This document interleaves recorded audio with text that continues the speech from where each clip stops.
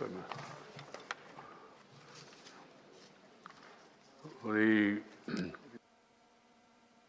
discussion on the motion moved by Srimati Geeta Arias Chandra Prabhaji is concluded.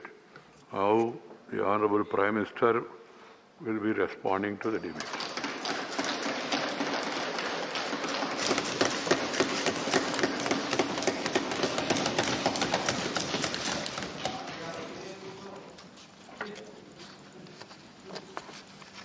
माननीय सभापति जी, राष्ट्रपति जी के अभिभाषण पर यहाँ पर विस्तार से चर्चा हुई है। मैं राष्ट्रपति जी का धन्यवाद करने के लिए इस चर्चा में हिस्सा लेने के लिए आपने समय दिया, मैं आपका बहुत आभारी हूँ। आदरणीय राष्ट्रपति जी ने बीते दिनों कोरोना के इस कठिन कालखंड में भी देश ने चहुं दिशा में किस प्रकार से इनिशिएटिव लिए, देश के दलित, पीड़ित, गरीब, शोषित, महिला, युवा, उनके जीवन को सशक्तिकरण के लिए, उनके जीवन में बदलाव के लिए देश में जो कुछ भी गतिविधि हुई है उसका एक संक्षिप्त खाका देश के सामने प्रस्तुत किया और उसमें आशा भी है, विश्वास भी है, संकल्प भी है, समर्पण भी है। अनेक माननीय सदस्यों ने विस्तार से चर्चा की है। माननीय खड़गे जी ने कुछ देश के लिए, कुछ दल के लिए, कुछ खुद के लिए काफी कुछ बातें बताई थी। आनंद शर्मा जी ने भी, उनको जरा समय की तकलीफ रही, लेकिन फिर भी उन्होंने कोशिश की और उन्होंने ये कहा कि देश की उपलब्धियों को स्वीकारा जाए। श्रीमान मनोज झा जी ने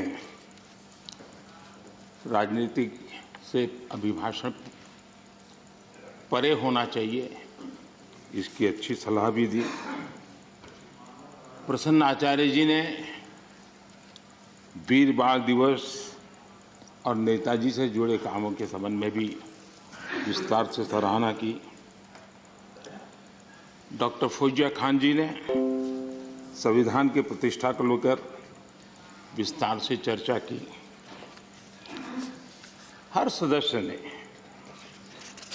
अपने अनुभव के आधार पर, अपनी राजनीतिक सोच के आधार पर और राजनीतिक स्थिति के आधार पर अपनी बातें हमारे सामने रखी है।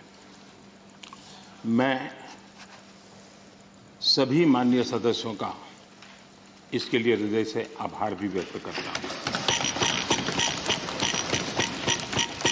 आदरणीय सभापति जी, आज देश आजादी का अमृत महोत्सव मना रहा है।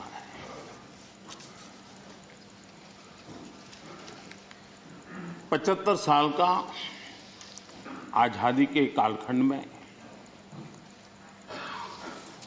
देश को दिशा देने का, देश को गति देने का अनेक स्तर पर प्रयास हुए हैं और उन सब का लेखा जोखा लेकर के जो अच्छा है उसे आगे बढ़ाना, जो कमियां हैं उसको करेक्ट करना और जहां नए इनिशिएटिव लेने की आवश्यकता है वो नए इनिशिएटिव लेना। और देश जब आजादी के 100 साल मनाएगा तब हमें देश को कहां ले जाना है, कैसे ले जाना है, किन किन योजनाओं के सहारे हम ले जा सकते हैं, इसके लिए ये बहुत ही महत्वपूर्ण समय है। और हम सभी राजनीतिक नेताओं ने, राजनीतिक क्षेत्र के कार्यकर्ताओं ने अपना ध्यान पर भी और देश का ध्यान भी आने वाले 25 साल के लिए देश को कैसे आगे ले जाना, इसके लिए केंद्रित करना चाहिए। और मुझे विश्वास है कि उससे जो संकल्प उभरेंगे, उस संकल्प में सबकी सामूहिक भागीदारी होगी, सबका ओनरशिप होगी, और उसके कारण जो 75 साल की गति थी, उससे अनेक गुना गति के साथ हम देश को बहुत कुछ दे सकते हैं। आदरणीय सभापति जी, कोरोना एक वैश्विक महामारी है और पिछले 100 साल में मानव जात ने इतना बड़ा संकट नहीं देखा है। और संकट की तीव्रता देखिए, मां बीमार है एक कमरे में, लेकिन बेटा उस कमरे में प्रवेश न कर पाए। पूरे मानव जात के लिए ये कितना बड़ा संकट था। और अभी भी ये संकट बहुरूपिया है, नए नए रंग रूप लेकर के कभी न कभी कुछ न कुछ आफतें लेकर के आता है। और पूरा देश और पूरी दुनिया, पूरी मानव जात उससे जूझ रही है। हर कोई रास्ते खोज रहे हैं। आज 130 करोड़ के भारत के लिए दुनिया में जब प्रारंभिक कोरोना का प्रारंभ हुआ, चर्चा यही थी भारत का क्या होगा और भारत के कारण दुनिया की कितनी बर्बादी होगी, इसी दिशा में चर्चा हो रही थी। लेकिन ये 130 करोड़ देशवासियों की संकल्प शक्ति, उनका सामर्थ्य और उन्होंने जो भी जीवन में उपलब्ध था उसके बीच भी डिसिप्लिन का पालन करने का प्रयास किया कि आज विश्व में भारत के प्रयासों की सराहना हो रही है। और इसका गौरव ये किसी राजनीतिक दल का कार्यक्रम नहीं था, ये अचीवमेंट देश का है, 130 करोड़ देशवासियों का है। अच्छा होता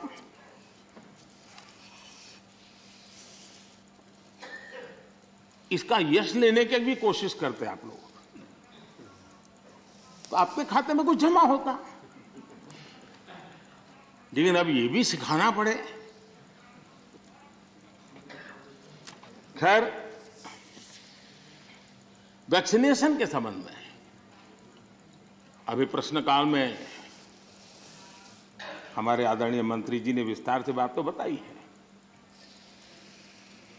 कि जिस प्रकार से भारत वैक्सीनेशन बनाने में, इनोवेशन में, रिसर्च में और उसके इम्प्लीमेंटेशन में आज भी दुनिया में वैक्सीन के खिलाफ बहुत बड़े आंदोलन चल रहे हैं।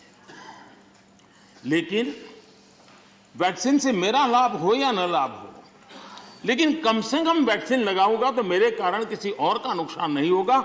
इस एक भावना ने 130 करोड़ देशवासियों को वैक्सीन लेने के लिए प्रेरित किया।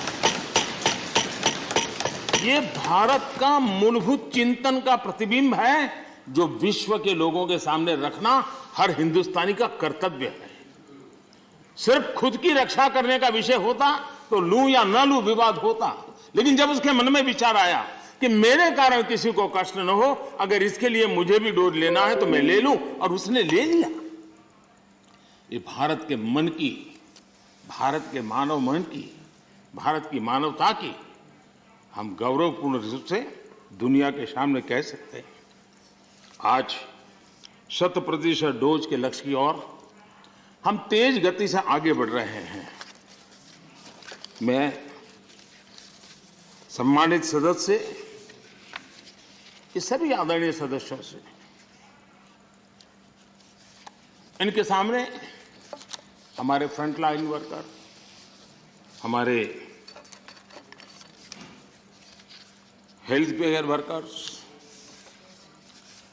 हमारे वैज्ञानिक, इन्होंने जो काम किया है उसकी सराहना करने से भारत की प्रतिभा तो खिलेगी, लेकिन इस प्रकार से जीवन खपाने वाले लोगों का भी हौसला बुलंद होगा और इसलिए सदन बड़े गौरव के साथ उनका अभिनंदन करता है, उनका धन्यवाद करता है।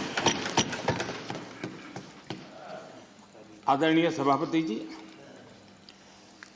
इस कोरोना काल में 80 करोड़ से भी अधिक देशवासियों को इतने लंबे कालखंड के लिए मुफ्त राशन की व्यवस्था,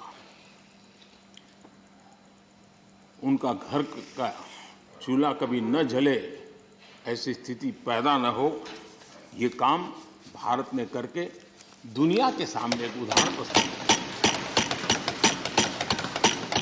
इसी कोरोना काल में जबकि अनेक कठिनाइयां थी, बंधन थे, उसके बावजूद भी प्रगति में रुकावटों की बार ऑब्स्टेकल के बीच भी लाखों परिवारों को, गरीबों को पक्का घर देने के अपने वादे की दिशा में हम लगातार चलते रहे और आज गरीब का भी घर खर्चा लाखों में होता है। जितने करोड़ों परिवारों को एक घर मिला है ना, हर गरीब परिवार आज लखपति कहा जा सकता है। आदरणीय सभापति जी, इसी कोरोना काल में 5 करोड़ ग्रामीण परिवारों को नल से जल पहुंचाने का काम करके एक नया रिकॉर्ड प्रस्थापित किया। इसी कोरोना काल में जब पहला लॉकडाउन आया तब भी बहुत समझदारी के साथ कईयों से चर्चा करने के बाद थोड़ा साहस की भी जरूरत थी कि गांव में किसानों को लॉकडाउन से मुक्त रखा जाए। निर्णय बड़ा महत्वपूर्ण था, लेकिन किया और उसका परिणाम ये आया कि हमारे किसानों ने कोरोना के इस कालखंड में भी बम्पर पैदावार की और एमएसपी ने भी रिकॉर्ड खरीदी करके नए विक्रम प्रस्थापित किए। इसी कोरोना काल में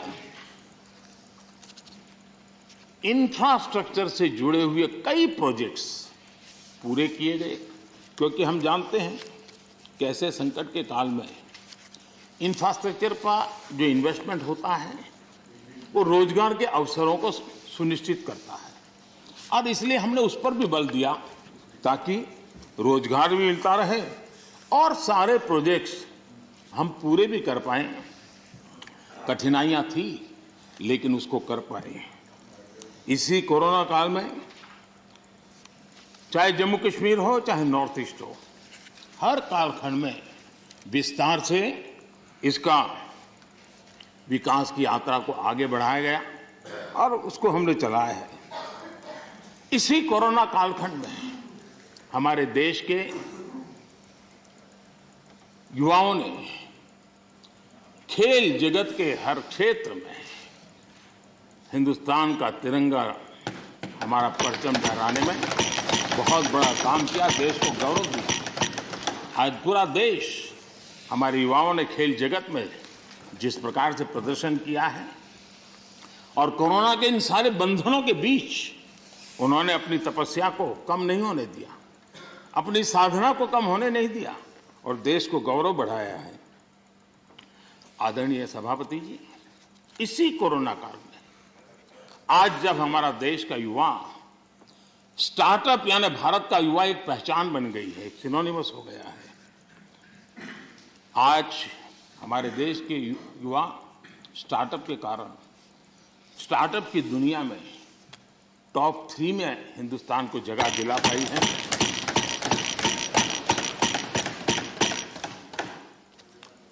आदरणीय सभापति जी, इसी कोरोना काल में चाहे COP26 का मामला हो, चाहे G20 समूह का क्षेत्र हो, या चाहे समाज जीवन के अंदर अनेक अनेक विषयों में काम करना हो, चाहे दुनिया के 150 देशों को दवाई पहुंचाने की बात हो, भारत ने एक लीडरशिप रोल लिया है। आज भारत की इस लीडरशिप की दुनिया में चर्चा है, उसकी स्वीकृति है। आदरणीय सभापति जी,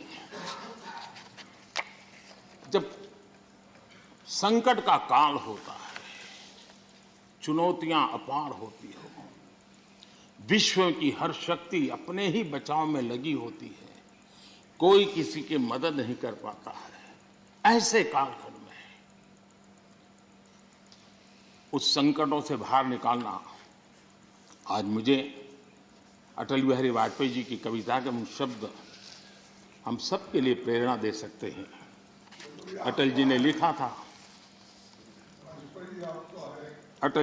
था, व्याप्त हुआ बर्बर अंधियारा, व्याप्त हुआ बर्बर अंधियारा, किंतु चीरकर तम की छाती, किंतु चीरकर तम की छाती, चमका हिंदुस्तान हमारा, किंतु चीरकर तम की छाती, चमका हिंदुस्तान हमारा, शत शत आघातों को सहकर, शत शत आघातों को सहकर, जीवित हिंदुस्तान हमारा, जीवित हिंदुस्तान हमारा, जग के मस्तर पर रोली सा, जग के मस्तर पर रोली सा, शोभित हिंदुस्तान हमारा, शोभित हिंदुस्तान हमारा। अटल जी के शब्द आज के इस कालखंड में भारत के सामर्थ्य का परिचय कराते हैं। आदरणीय सभापति जी, इस कोरोना काल में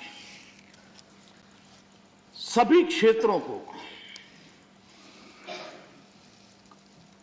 रुकावटों के बीच भी आगे बढ़ने के लिए भरपूर प्रयास किए गए, लेकिन इसमें कुछ क्षेत्र थे जिस पर थोड़ा विशेष बल भी दिया गया, क्योंकि वो व्यापक जनहित में आवश्यक था, युवा पीढ़ी के लिए आवश्यक था।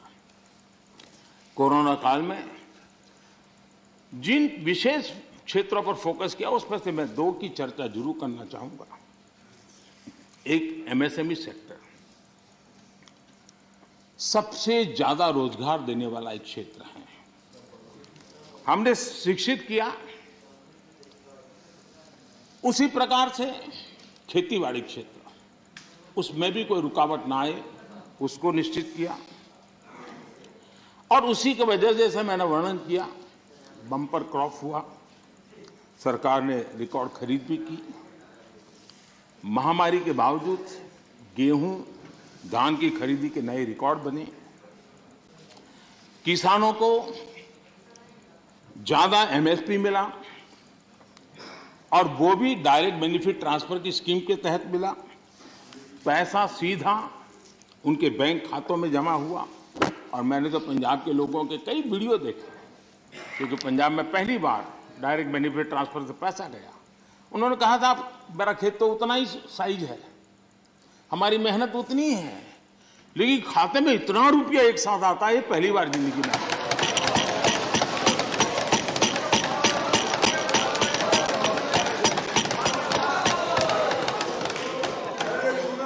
इससे संकट के समय किसानों के पास कैश की सुविधा रही। ऐसे कदमों से ही इतने बड़े सेक्टर को शॉक्स और डिसरप्शन से हम बचा पाए।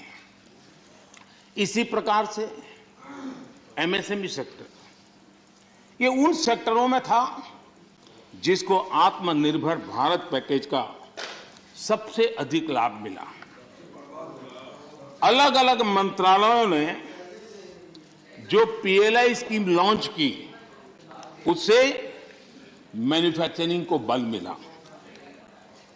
भारत अब लीडिंग मोबाइल मैन्युफैक्चरर बन गया है और एक्सपोर्ट में भी उसका योगदान बढ़ रहा है।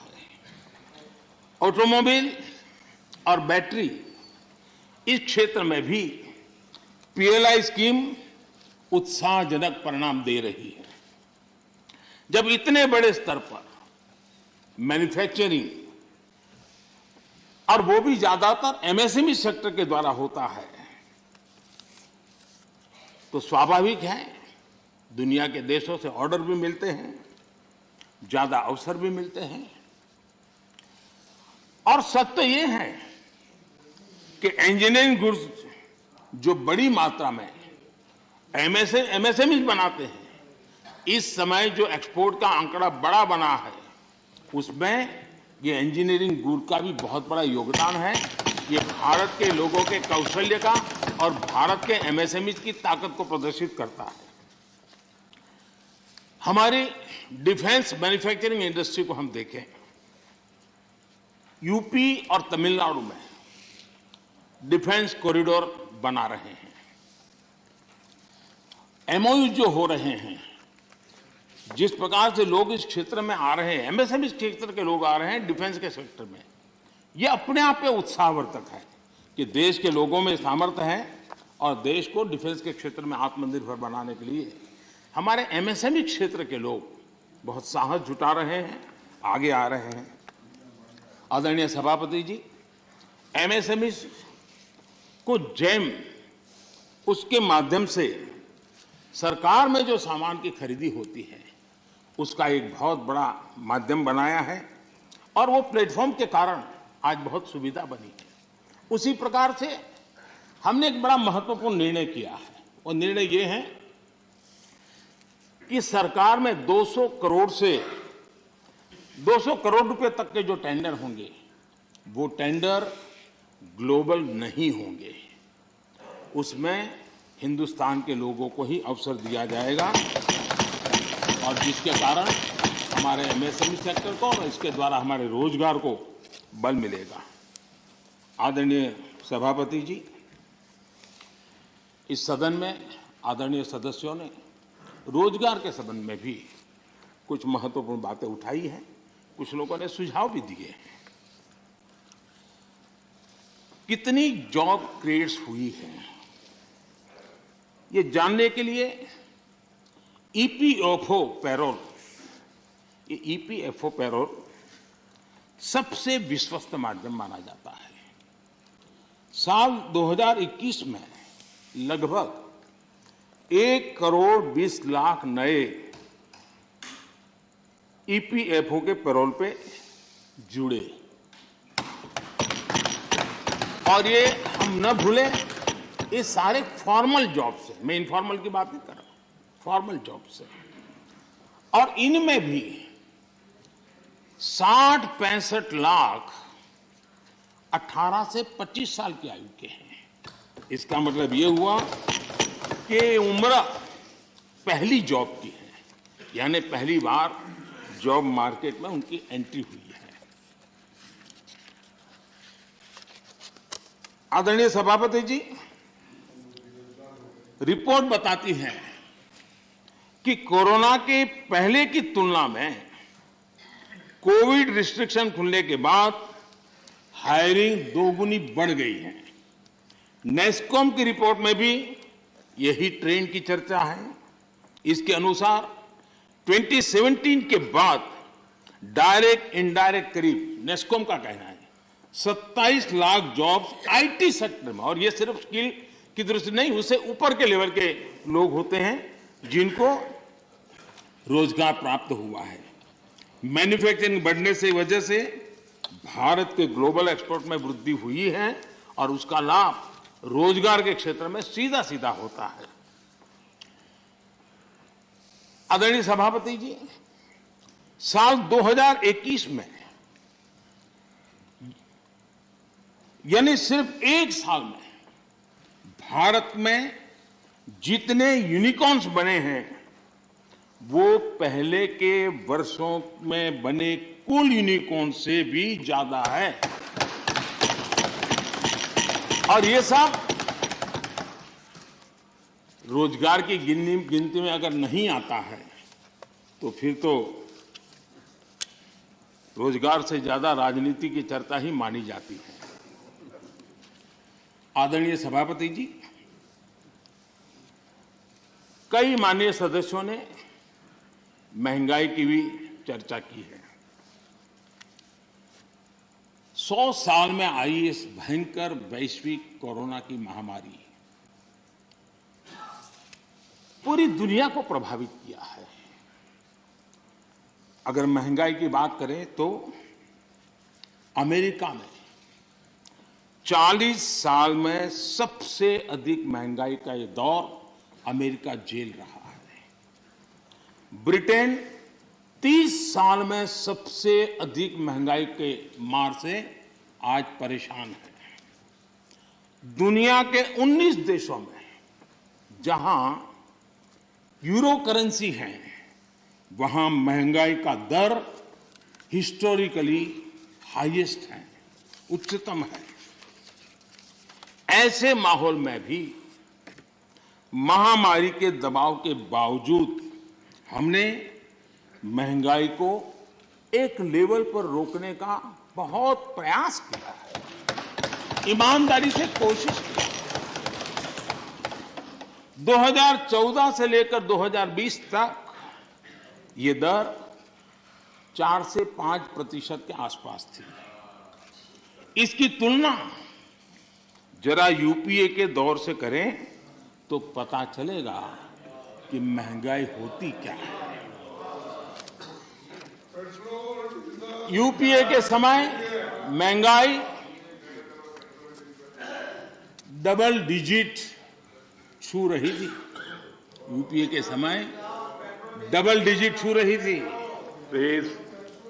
आज हम एकमात्र बड़ी इकोनॉमी है जो हाई ग्रोथ और मीडियम इन्फ्लेशन अनुभव कर रहे हैं।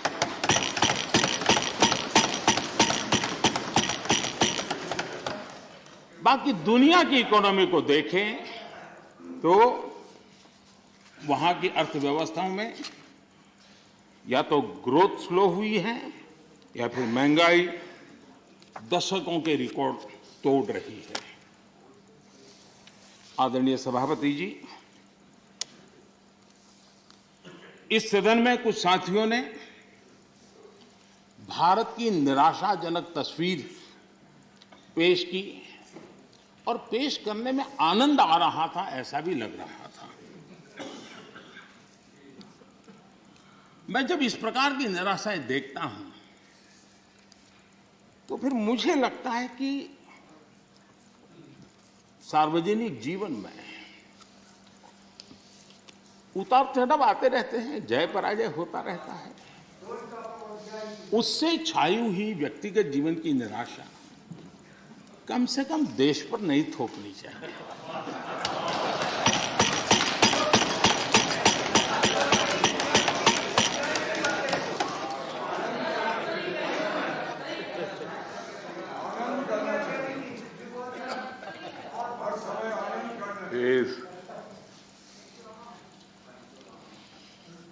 मैं जानता नहीं, लेकिन हमारे यहाँ गुजरात में एक बात है, शरद राव जानते होंगे, वो जहाँ महाराष्ट्र में भी होगा।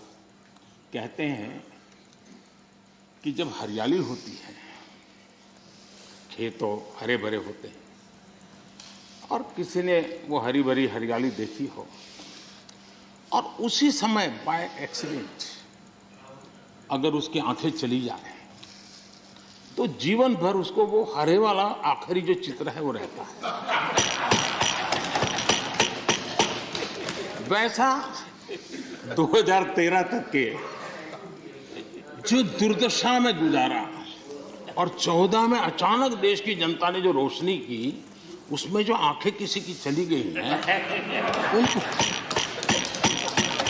उनको पुराने दिन ही दिखते हैं।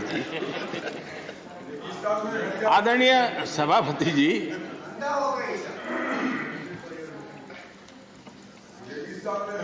हमारे यहाँ शास्त्रों में कहा जा गया है, महाजनों येन गतः स पंथा, अर्थात महाजन लोग, बड़े लोग जिस पद पर जाते हैं वही मार्ग अनुकरणीय होता है।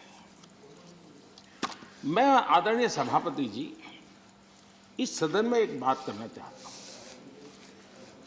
यहां कोई भी हो, किसी दिशा में बैठा हो, उधर हो, यहां हो, कोई भी हो, लेकिन जनप्रतिनिधि अपने आप में छोटा हो, बड़ा हो, क्षेत्र का लीडर होता है, नेतृत्व करता है। वो जो भी उसका कमांड एरिया होगा, वहां के लोग उसको देखते हैं, उसकी बातों को फॉलो करते हैं। और ऐसा सोचना ठीक नहीं है कि हम सत्ता में है तो लीडर, और वहां बैठ गए तो अरे रे क्या हो गया। ऐसा नहीं होता है। कहीं पर भी आप है, अगर जनप्रतिनिधि हैं, आप सच्चे अर्थ में लीडर है। और लीडर अगर इस प्रकार से सोचेगा, ऐसी निराशा से भरा हुआ लीडर होगा, तो क्या होगा भाई? क्या यहां बैठे तभी देश की चिंता करनी और वहां बैठे तो देश के अपने क्षेत्र के लोगों की नहीं करनी? ऐसा होता है क्या? किसी से नहीं सीखते तो शरद राव से सीखो। मैंने देखा है शरद राव इस उम्र में भी अनेक बीमारियों के बीच भी क्षेत्र के लोगों को प्रेरणा देते रहते हैं। हमें निराश होने की जरूरत नहीं भाई। और क्योंकि आप अगर निराश होते हैं तो आपका जो क्षेत्र भले अब धीरे कम हो गया होगा, लेकिन जो भी होगा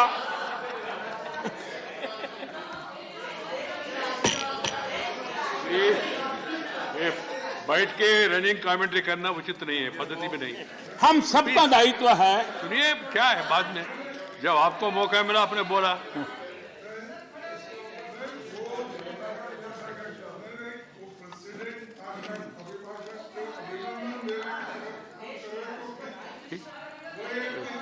ठीक है, ठीक है, करके जी आपको बुलाया। ठीक, नहीं, ये रिकॉर्ड में जाएगा नहीं। ये रिकॉर्ड में नहीं जा रहे, अननेसेसरी।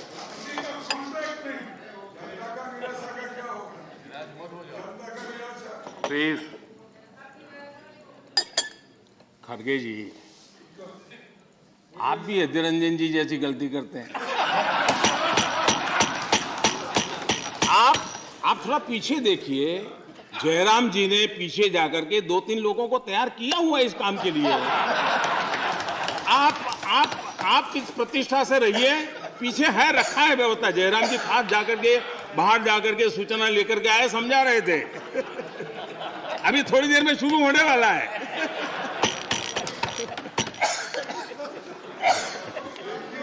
आप सम्मानीय नेता है।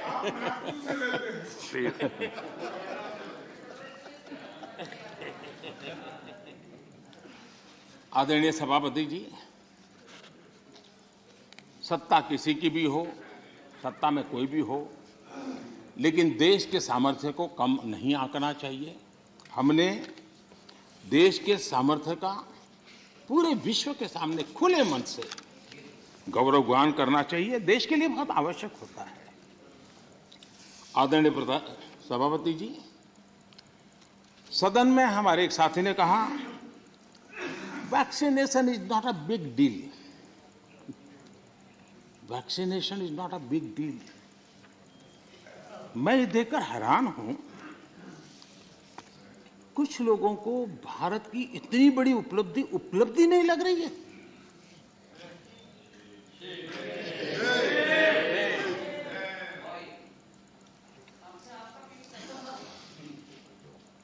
एक साथी ने यह भी कहा कि टीकाकरण पर व्यर्थ खर्च हो रहा है। ये देश सुनेगा तो क्या लगेगा ऐसे लोगों के लिए?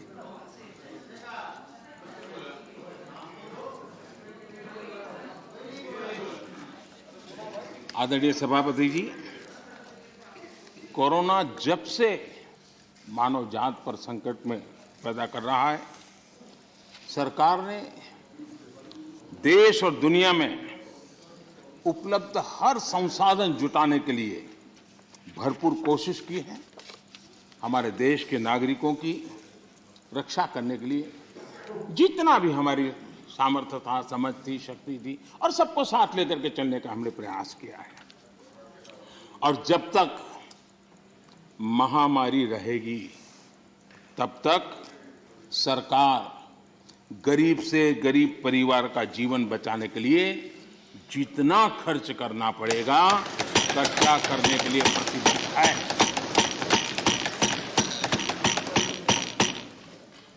लेकिन कुछ दल के बड़े नेता बीते 2 सालों में उन्होंने जो अपरिपक्वता दिखाई है, उससे देश को भी बहुत निराशा हुई है। हमने देखा है कि कैसे राजनीतिक स्वार्थ में खेल खेले गए हैं। भारतीय वैक्सीन के खिलाफ मुहिम चलाई गई। थोड़ा सोचिए, जो पहले आपने कहा था, आज जो हो रहा है, उसको थोड़ा दोनों साथ मिलाकर देखिए। हो सकता है सुधार की संभावना हो तो कुछ काम आ जाएगा।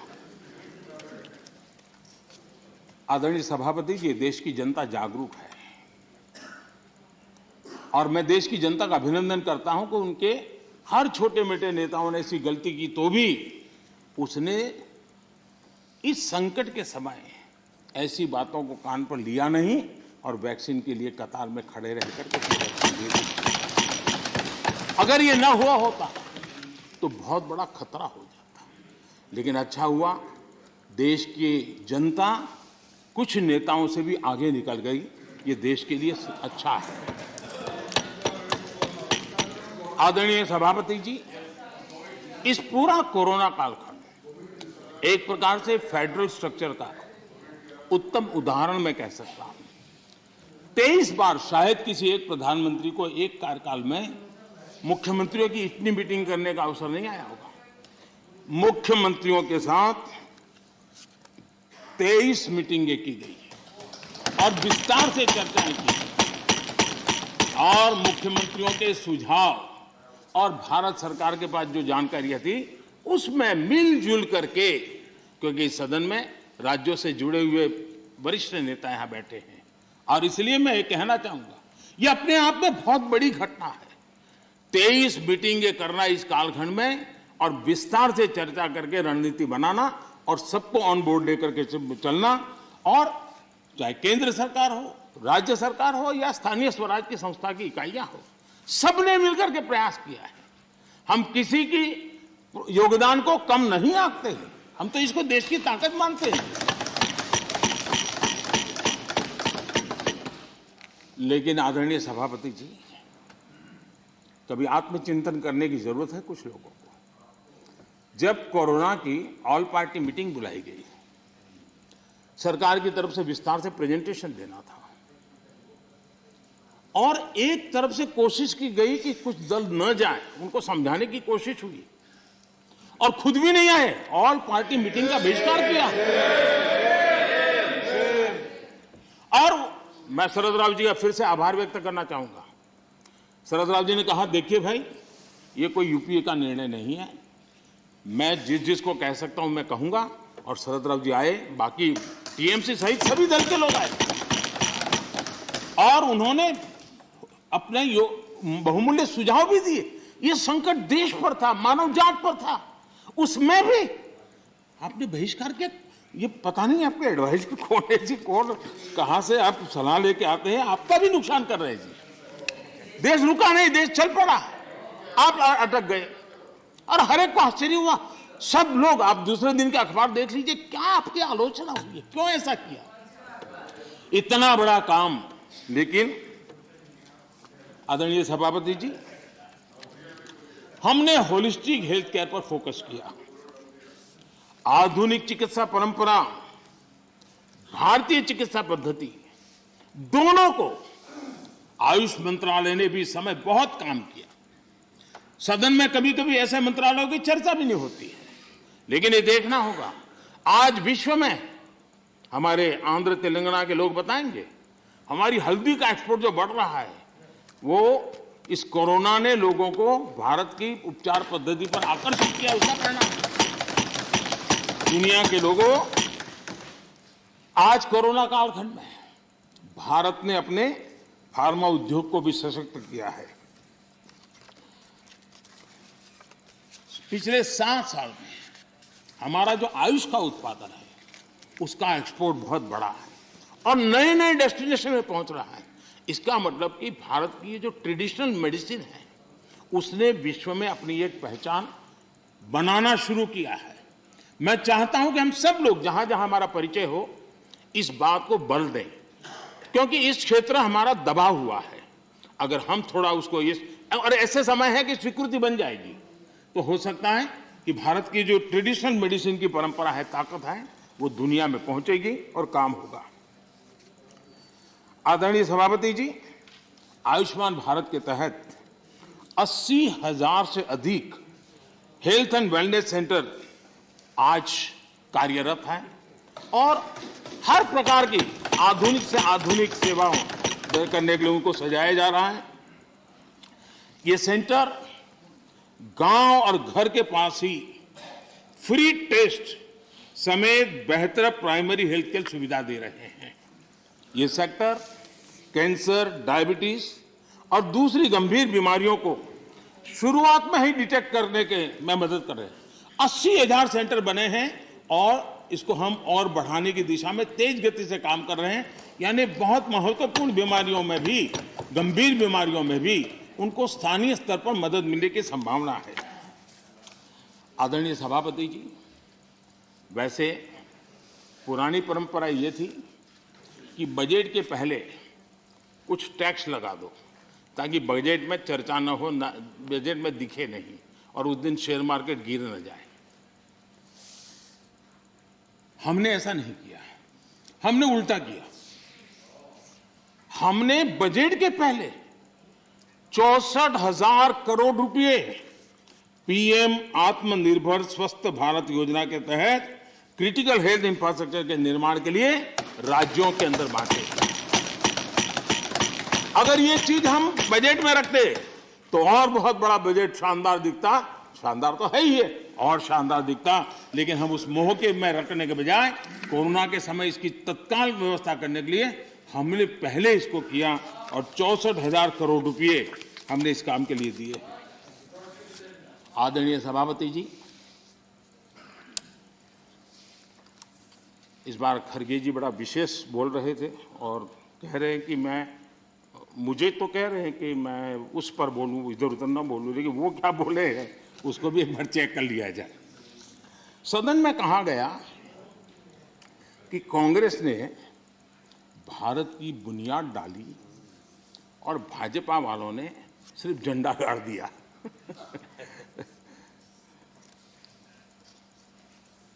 आदरणीय सभापति जी, ये सदन में ऐसे ही हंसी मजाक में कही गई बात नहीं थी।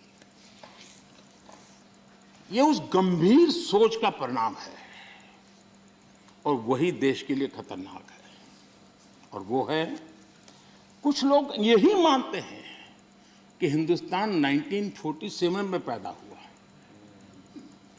और उसी के कारण ये समस्या होती है। और इसी सोच का परिणाम है कि भारत में पिछले 75 साल में जिसको काम करने का 50 साल मौका मिला था, उनकी नीतियों पर भी इस मानसिकता का प्रभाव रहा है और उसी के कारण कई विकृतियां पैदा हुई है।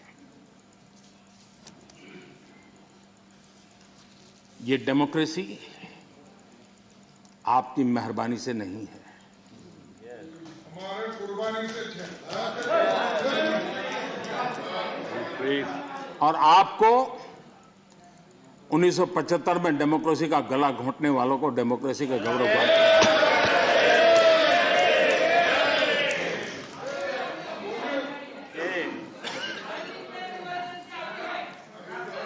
आदरणीय सभापति जी, ये 47 में पैदा हुए हैं ना, ऐसी जो सोच वाले लोग हैं, उन्होंने एक बात दुनिया के सामने गाजे बाजे के साथ कहनी चाहिए थी, वो कहने से कतरा गए। हमें गर्व के साथ कहना चाहिए था कि भारत मदर इंडिया ये मदर ऑफ डेमोक्रेसी है।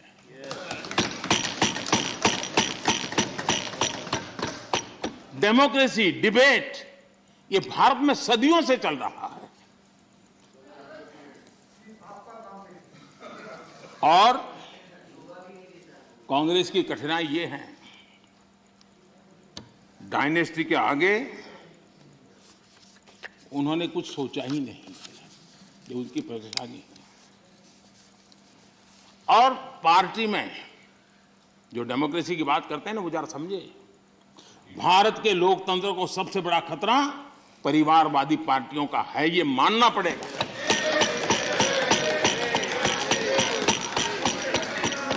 और पार्टी में भी जब कोई परिवार सर्वोपरि होता है तब सबसे पहली कैजुअलिटी, जब पार्टी में भी कोई एक परिवार सर्वोपरि हो जाता है तो सबसे पहली कैजुअलिटी टैलेंट की होती है।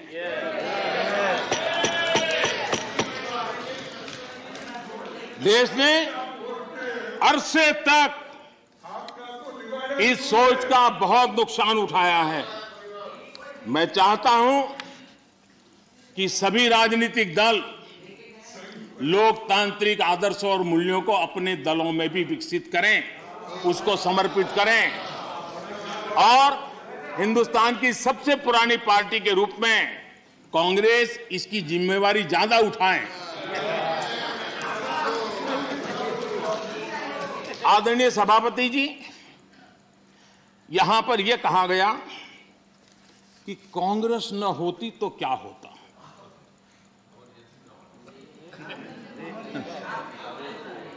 India is Indira, Indira is India, यही सोच का परिणाम है। आदरणीय सभापति जी, मैं जरा बताना चाहता हूं, यह कहा गया है, मैं सोच रहा हूं कि कांग्रेस ना होती तो क्या होता, क्योंकि महात्मा गांधी की इच्छा थी। क्योंकि महात्मा गांधी को मालूम था कि इनके रहने से क्या क्या होने वाला है और इन्होंने कहा था पहले से इसको खत्म करो, इसको बिखेर दो, महात्मा गांधी ने कहा था। लेकिन अगर ना होती महात्मा गांधी की इच्छा के अनुसार, अगर हुआ होता, अगर महात्मा गांधी की इच्छा के अनुसार कांग्रेस ना होती तो क्या होता, लोकतंत्र परिवारवाद से मुक्त होता। भारत विदेशी चश्मे के बजाय स्वदेशी संकल्पों के रास्ते पर चलता। अगर कांग्रेस न होती तो इमरजेंसी का कलंक न होता। अगर कांग्रेस न होती तो दशकों तक करप्शन को संस्थागत बनाकर नहीं रखा जाता। अगर कांग्रेस न होती तो जातिवाद और क्षेत्रवाद की खाई इतनी गहरी न होती। अगर कांग्रेस न होती तो सिखों का नरसंहार न होता। सिखों का नरसंहार न होता। सालों साल पंजाब आतंकी आग में न जलता। अगर कांग्रेस न होती तो कश्मीर के पंडितों को कश्मीर छोड़ने की नौबत न आती। अगर कांग्रेस न होती तो बेटियों को तंदूर में जलाने की घटनाएं न होती। अगर कांग्रेस न होती तो देश के सामान्य मानवी को घर, सड़क, बिजली, पानी, शौचालय, मूल सुविधाओं के लिए इतने सालों तक इंतजार न करना पड़ता। आदरणीय सभापति जी, मैं गिनता रहूंगा। खड़गे जी, आपने भी 1 घंटा बोला। You are leader of the opposition. Please understand. आदरणीय सभापति जी, 1 hour 6 minutes पद्धति नहीं है। आदरणीय सभापति जी, कांग्रेस जब सत्ता में रही, देश का विकास नहीं होने दिया।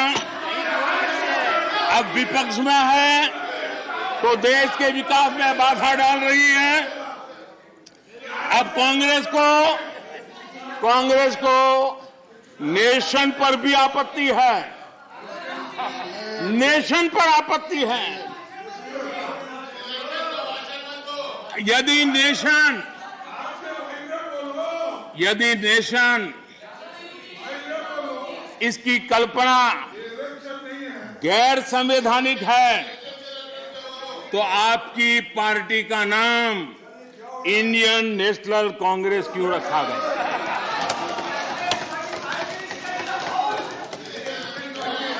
अब आपकी ये नई सोच आई है तो इंडियन नेशनल कांग्रेस नाम बदल दीजिए और आप फेडरेशन ऑफ कांग्रेस कर दीजिए। अपने पूर्वजों की गलती जरा सुधार दीजिए।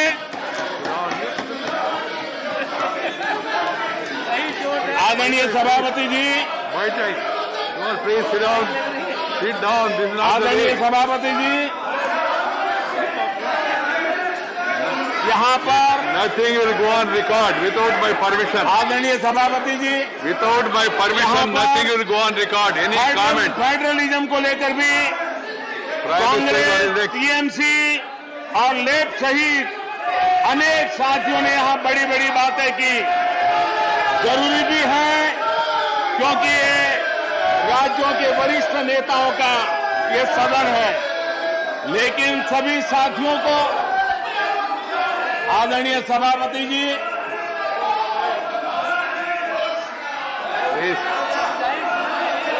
This nothing will go on record except what is permitted by the chair. Whatever is permitted by the chair will only go on record.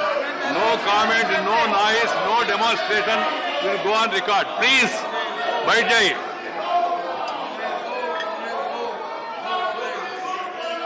Please.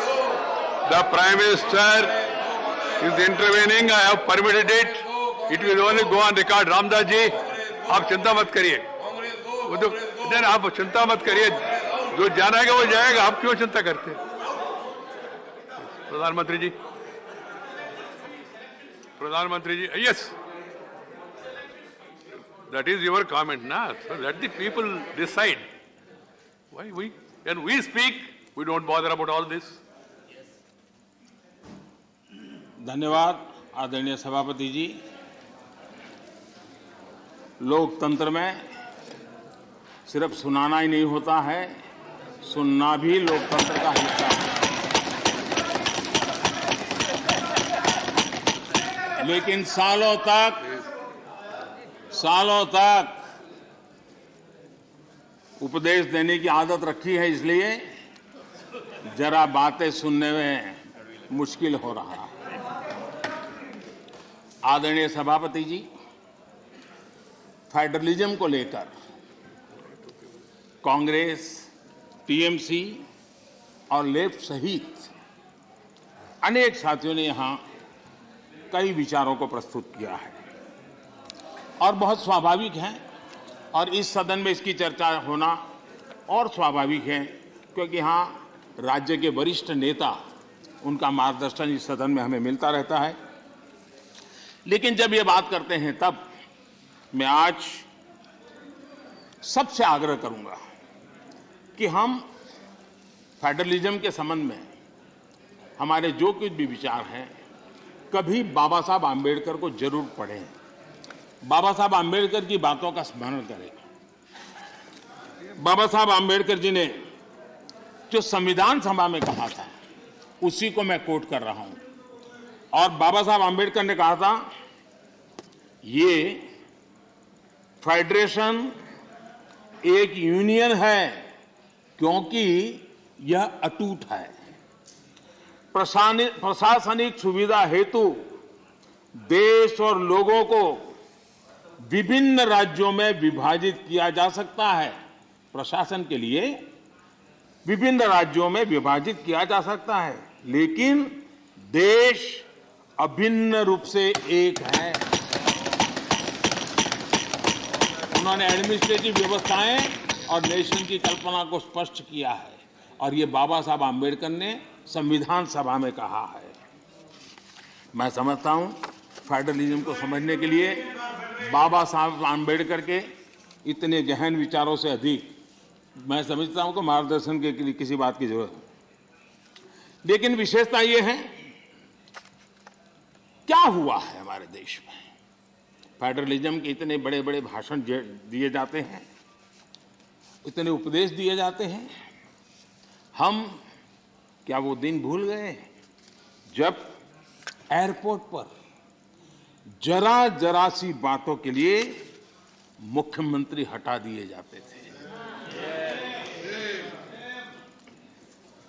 Andhra Pradesh के पूर्व मुख्यमंत्री टी अंजय जी के साथ क्या हुआ था, ये सदन के अनेक नेता अच्छी तरह जानते हैं। प्रधानमंत्री के बेटे को एयरपोर्ट पर उनका प्रबंध पसंद नहीं आया तो उनको बर्खास्त कर दिया।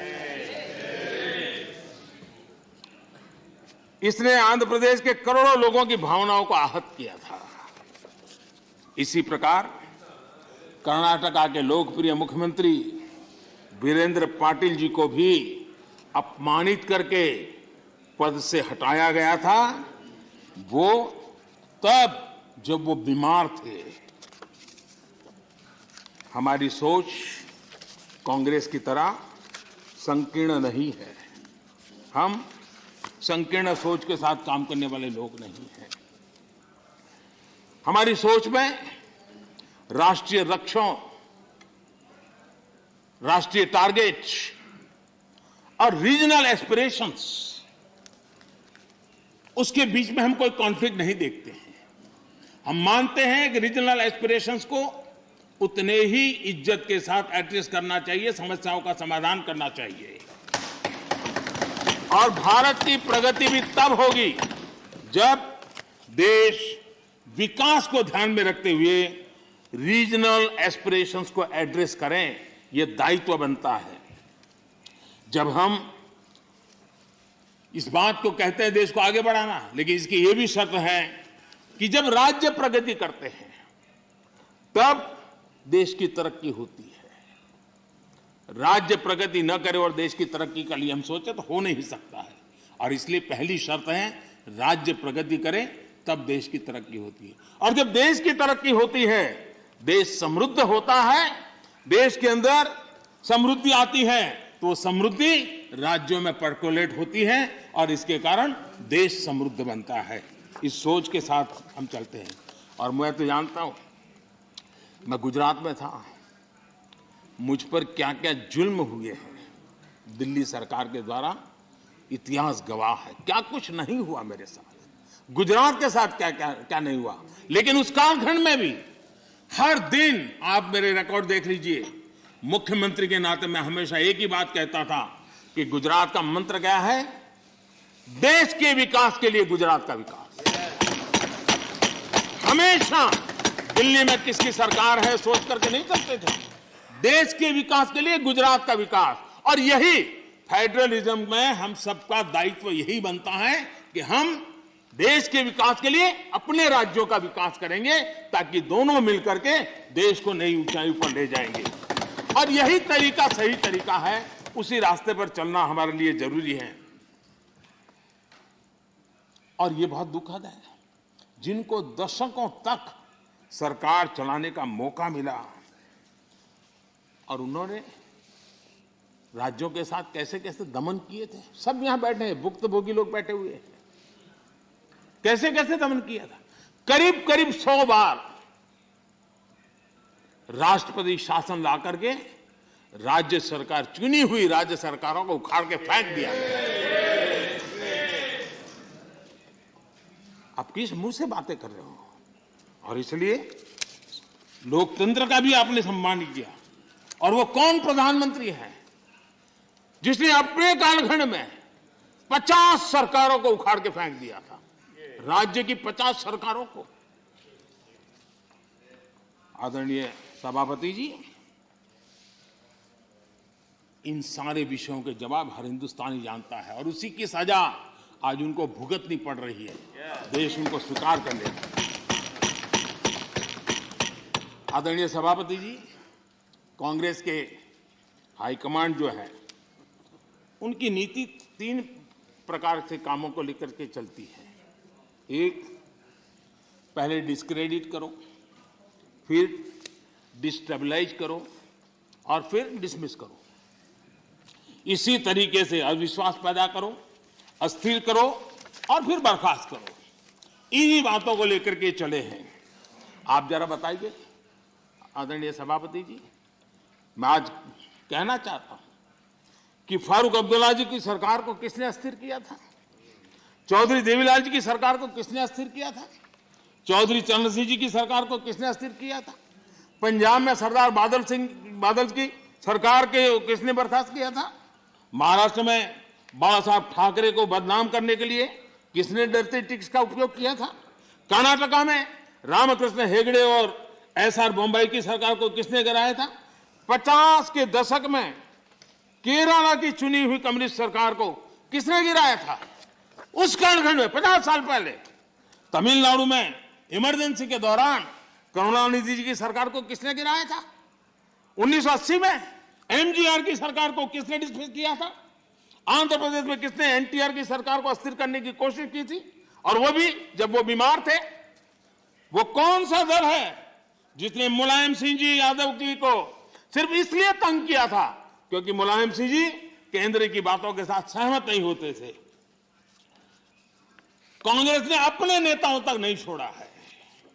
आंध्र प्रदेश में कांग्रेस सरकार अहम भूमिका निभाई। उसके साथ क्या किया? जिस केंद्र ने यहां सत्ता में बैठने के लिए उनको मौका दिया था, उनके साथ क्या किया? उन्होंने बहुत शर्मनाक तरीके से आंध्र प्रदेश का विभाजन किया।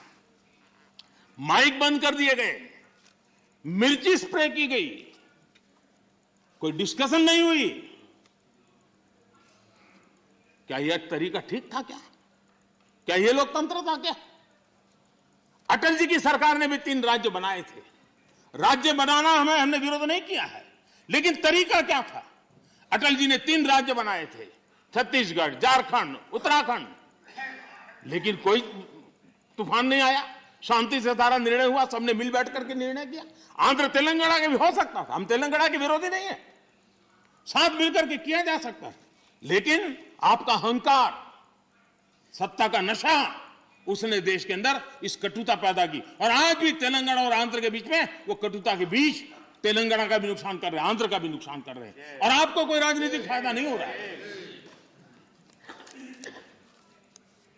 और हमें समझा रहे हैं आदरणीय सभापति जी, हम कोऑपरेटिव फेडरलिज्म के साथ साथ एक नए बदलाव की ओर चले और हमने कोऑपरेटिव कॉम्पिटिटिव फेडरलिज्म की बात कही है। हमारे राज्यों के बीच में विकास की स्पर्धा हो, तंदुरुस्त स्पर्धा हो, हम आगे बढ़ने की कोशिश करें। दल किसी का भी कोई राज क्यों ना करता हो, और उसको प्रोत्साहन देना हमारा काम है और हम दे रहे हैं। आदरणीय सभापति जी, मैं आज उदाहरण देना चाहता हूं। जीएसटी काउंसिल की रचना, जीएसटी काउंसिल की रचना अपने आप में भारत के सशक्त फेडरलिज्म के लिए एक उत्तम स्ट्रक्चर का नमूना है।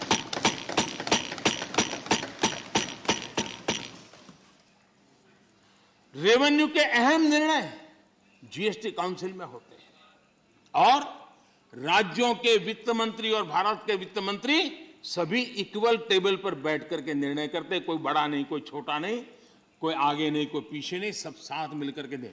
और देश को गर्व होना चाहिए, इस सदन को ज्यादा गर्व होना चाहिए कि जीएसटी के सारे निर्णय, सैकड़ों निर्णय हुए हैं, सबके सब सर्वानुमति से हुए। सभी राज्यों के वित्त मंत्री और भारत के वित्त मंत्री ने मिलकर के किए हैं। इससे बड़ा फेडरलिज्म का उत्तम स्वरूप क्या हो सकता है? कौन इसका गौरव नहीं करेगा? लेकिन हम इसका भी गौरव नहीं करते हैं। आदरणीय सभापति जी, एक और उदाहरण मैं देना चाहता हूं फेडरलिज्म का। हमने देखा कि जैसे सामाजिक न्याय ये देश में बहुत अनिवार्य होता है, वरना देश आगे नहीं बढ़ता है, वैसे भी क्षेत्रीय न्याय भी उतना ही जरूरी होता है। अगर कोई क्षेत्र विकास में पीछे रह जाएगा तो देश आगे भी नहीं बढ़ सकता। और इसलिए हमने एक योजना बनाई, एस्पिरेशनल डिस्ट्रिक्ट। देश में 100 से ऐसे डिस्ट्रिक्ट चुने, अलग अलग पैरामीटर के आधार पर चुने गए, राज्यों के साथ मशवरा करके चुने गए, और उन 100 से अधिक जो डिस्ट्रिक्ट हैं वो राज्य के जो एवरेज डिस्ट्रिक्ट है उसकी बराबरी तो कम से कम आ जाए तो बोझ कम हो जाएगा। और उस काम को हमने किया, और आज मैं बड़े संतोष के साथ कहूंगा, बड़े गौरव के साथ कहूंगा, योजना का विचार भले भारत सरकार को आया, लेकिन एक राज्य को छोड़कर के सभी राज्यों ने इसको ओन किया। 100 से अधिक जिलों की स्थिति बदलने के लिए केंद्र सरकार, राज्य सरकार और जिला इकाई आज मिलकर के काम कर रहे हैं, और उसमें सभी दलों की सरकार वाले राज्य हैं। ऐसा नहीं है कि वो भारतीय जनता पार्टी के राज्य वाले सरकारें हैं, और सबने मिलकर के इतने उत्तम परिणाम दिए हैं कि बहुत कम समय में एस्पिरेशनल डिस्ट्रिक्ट कई पैरामीटर में अपने राज्य की एवरेज से भी कुछ आगे निकल गए हैं। और ये मैं समझता हूं कि उत्तम से उत्तम काम है। और मैं बताऊं, कुछ आकांक्षी जिले जो एस्पिरेशनल डिस्ट्रिक्ट हैं उनके जनधन अकाउंट पहले की तुलना में 4 गुना ज्यादा जनधन अकाउंट खोलने का काम किया है। हर परिवार में शौचालय मिले, बिजली मिले, इसके लिए भी उत्तम काम इस एस्पिरेशनल डिस्ट्रिक्ट में सभी राज्यों ने मिलकर के किया है। मैं समझता हूं यही फेडरल स्ट्रक्चर का उत्तम उदाहरण है, और उसी से देश की प्रगति के लिए फेडरल स्ट्रक्चर का ताकत का उपयोग होना, यह उसका उदाहरण है। आदरणीय सभापति जी, मैं आज एक और कैसे आर्थिक मदद होती है राज्यों को, किस तरीके से नीतियां कैसे बदलाव लाने से परिवर्तन आता है, उसका भी उदाहरण देना चाहता हूं। वो भी एक समय था जब हमारे प्राकृतिक संसाधन सिर्फ कुछ लोगों की तिजोरियां भरने के लिए काम आते थे। ये दुर्दशा हमने देखी है, उसकी चर्चाएं बहुत चली है। अब इस संपदा राष्ट्र का खजाना भर रही है। हमने कोयले और माइनिंग सेक्टर में रिफॉर्म किए। 2000 में हमने पारदर्शी प्रक्रिया के साथ खनिज संसाधनों का ऑक्शन किया। हमने रिफॉर्म्स की प्रक्रिया को जारी रखा, जो जैसे वैध लाइसेंस की बिना चार्ज के ट्रांसफर, 50% प्रोड्यूसर्स की ओपन मार्केट में सेल बिक्री, अर्ली ऑपरेशनलाइजेशन पर 50% रिबेट। बीते एक साल में माइनिंग रेवेन्यू लगभग 14,000 करोड़ रुपए से बढ़कर लगभग 35,000 करोड़ रुपए पर पहुंचा है। ऑक्शन से जितना भी रेवेन्यू आया वो राज्य सरकारों को मिला है।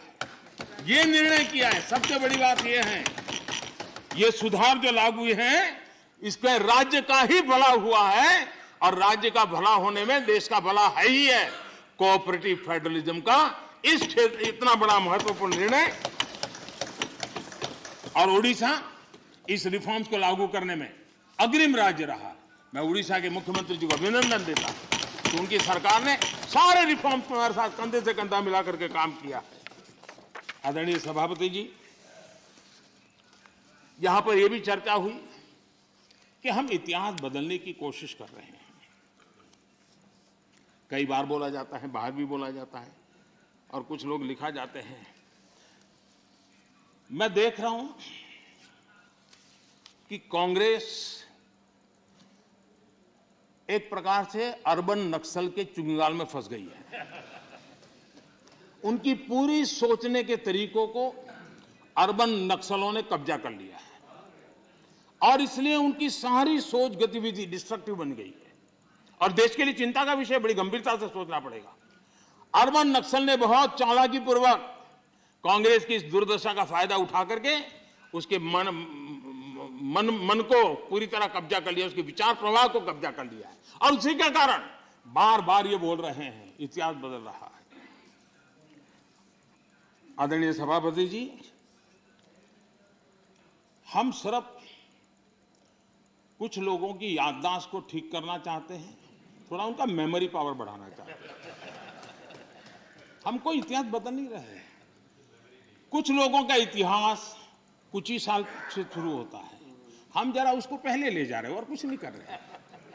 अगर उनको 50 साल के इतिहास में ही मजा आता है तो हमको 100 साल तक ले जा रहे हैं। किसी को 100 साल तक मजा आता है तो हम 200 साल के इतिहास में ले जाते हैं। किसी को 200 से मजा आता है हम 300 ले जाते हैं। अब जो 300 साढ़े 300 ले जाएंगे तो छत्रपति शिवाजी का नाम आएगा ही आएगा। हम तो उनकी मेमोरी को सतेज कर रहे हैं, हम इतिहास बदल नहीं रहे। कुछ लोगों का इतिहास सिर्फ एक परिवार तक सीमित है, क्या करें इसका? और इतिहास तो बहुत बड़ा है, बड़े पहलू है, बड़े उतार चढ़ाव है, और हम इतिहास के दीर्घकालीन कालखंड को याद कराने का प्रयास कर रहे हैं, क्योंकि गौरवपूर्ण इतिहास को भुला देना इस देश के भविष्य के लिए ठीक नहीं है। ये हम अपना दायित्व समझते हैं, और इसी इतिहास से सबक लेते हुए हमने आने वाले 25 साल में देश को नई ऊंचाइयों पर ले जाने का एक विश्वास पैदा करना है। और मैं समझता हूं ये अमृत कालखंड अब इसी से आगे बढ़ने वाला है। इस अमृत कालखंड में हमारी बेटियां, हमारे युवा, हमारे किसान, हमारे गांव, हमारे दलित, हमारे आदिवासी, हमारे पिछड़े समाज के हर तबके का योगदान हो, उनकी भागीदारी हो, उसको लेकर के हम आगे बढ़े। कभी कभी हम 1857 के स्वतंत्र संग्राम की ओर देखेंगे। हमारे आदिवासी क्षेत्रों में 1857 के स्वतंत्र संग्राम में जो योगदान दिया गया है, कभी हमें पढ़ने को नहीं मिल रहा है। इतने महान स्वर्णिम पुरुषों को हम कैसे भूल सकते हैं? और हम इन चीजों को याद कराने की कोशिश कर रहे हैं। हमारी कोशिश है देश आत्मविश्वास से भरा हुआ हो, देश आगे बढ़े। आदरणीय सभापति जी, महिलाओं के सशक्तिकरण भी हमारे लिए प्राथमिकता है। भारत जैसा देश, 50% आबादी, हमारी विकास यात्रा के जो सबका प्रयास का विषय है, उस सबके प्रयास में सबसे बड़ी भागीदार हमारी माताएं बहनें हैं। देश की 50% जनसंख्या, और इसलिए भारत का समाज की विशेषता है, अपनी परंपराओं में सुधार करता है, बदलाव भी करता है। ये एक जीवन समाज है। हर युग में ऐसे महापुरुष निकलते हैं जो हमारी बुराइयों को से समाज को मुक्त करने के लिए प्रयास करते हैं। और आज हम जानते हैं महिलाओं के संबंध में भी भारत में कोई आज चिंतन हो रहा नहीं, पहले से हमारे आज चिंतन हो रहा है। उनके सशक्तिकरण को हम प्राथमिकता दे रहे हैं। अगर हमने मैटरनिटी लीव बढ़ाई है तो एक प्रकार से महिलाओं के सशक्तिकरण और परिवार के सशक्तिकरण का हमारा प्रयास है, और उस दिशा में हम काम कर रहे हैं। बेटी बचाओ बेटी पढ़ाओ, आज उसका परिणाम है कि जेंडर रेशियो में जो हमारी असंतुलन था, उसमें काफ़ी अच्छी स्थिति में हम पहुंच गए। और जो रिपोर्ट्स आ रहे हैं उसमें आज हमारे कुछ स्थानों पर तो हमारे यहाँ पुरुषों से माताओं बहनों की संख्या बढ़ रही है। ये बड़े एक आनंद का विषय है, गौरव का विषय है। जो बुरे दिन हमने देखे तो उसमें से हम बाहर आए हैं, और इसलिए हमने प्रयास करना चाहिए। आज एनसीसी में हमारी बेटियां हैं, सेना में हमारी बेटियां हैं, वायुसेना में बेटियां हैं, हमारी नौसेना में हमारी बेटियां हैं। 3 तलाक की कुप्रथा को हमने खत्म किया, और मैं जहां जाता हूं मुझे इन माताओं बहनों का आशीर्वाद मिलता है, क्योंकि 3 तलाक की प्रथा जब खत्म होती है तब सिर्फ बेटियों को न्याय मिलता है ऐसा नहीं है, उस पिता को भी न्याय मिलता है, उस भाई को भी न्याय मिलता है जिसकी बेटी 3 तलाक के कारण घर लौट के आती है, जिसकी बहन 3 तलाक के कारण घर लौट के आती है। इसलिए ये पूरे समाज के कल्याण के लिए है। ये सिर्फ कोई महिलाओं के लिए है और पुरुषों के खिलाफ ऐसा नहीं है। ये मुसलमान पुरुष के लिए भी उतना ही उपयोगी है, क्योंकि वो भी किसी बेटी का बाप है, वो भी किसी बेटी का भाई है, और इसलिए ये उसका भी भला करता है, उसको भी सुरक्षा देता है। और इसलिए कुछ कारणों से लोग बोल पाए न बोल पाए, लेकिन इस बात से सब लोग एक गौरव का आनंद का भरते हैं। कश्मीर में हमने 370 धारा को जो हटाया, वहां की माताओं बहनों को एम्पावर किया है। उनको जो अधिकार नहीं तो अधिकार हमने दिलवाए हैं, और उस अधिकारों के कारण आज उनकी ताकत। आज शादी की उम्र में क्या कारण है? आज के युग में मेल और फीमेल के बीच में अंतर होना चाहिए, क्या जरूरत है? बेटा बेटी एक समान है तो हर जगह पे होना चाहिए, और इसलिए बेटे बेटी की शादी की उम्र समान हो, उस दिशा में हम आगे बढ़े हैं। मुझे विश्वास है कि कुछ ही समय में ये सदन भी उसके विषय में सही निर्णय कर करके हमारी माताओं बहनों के कल्याण के लिए काम करेगा। आदरणीय सभापति जी,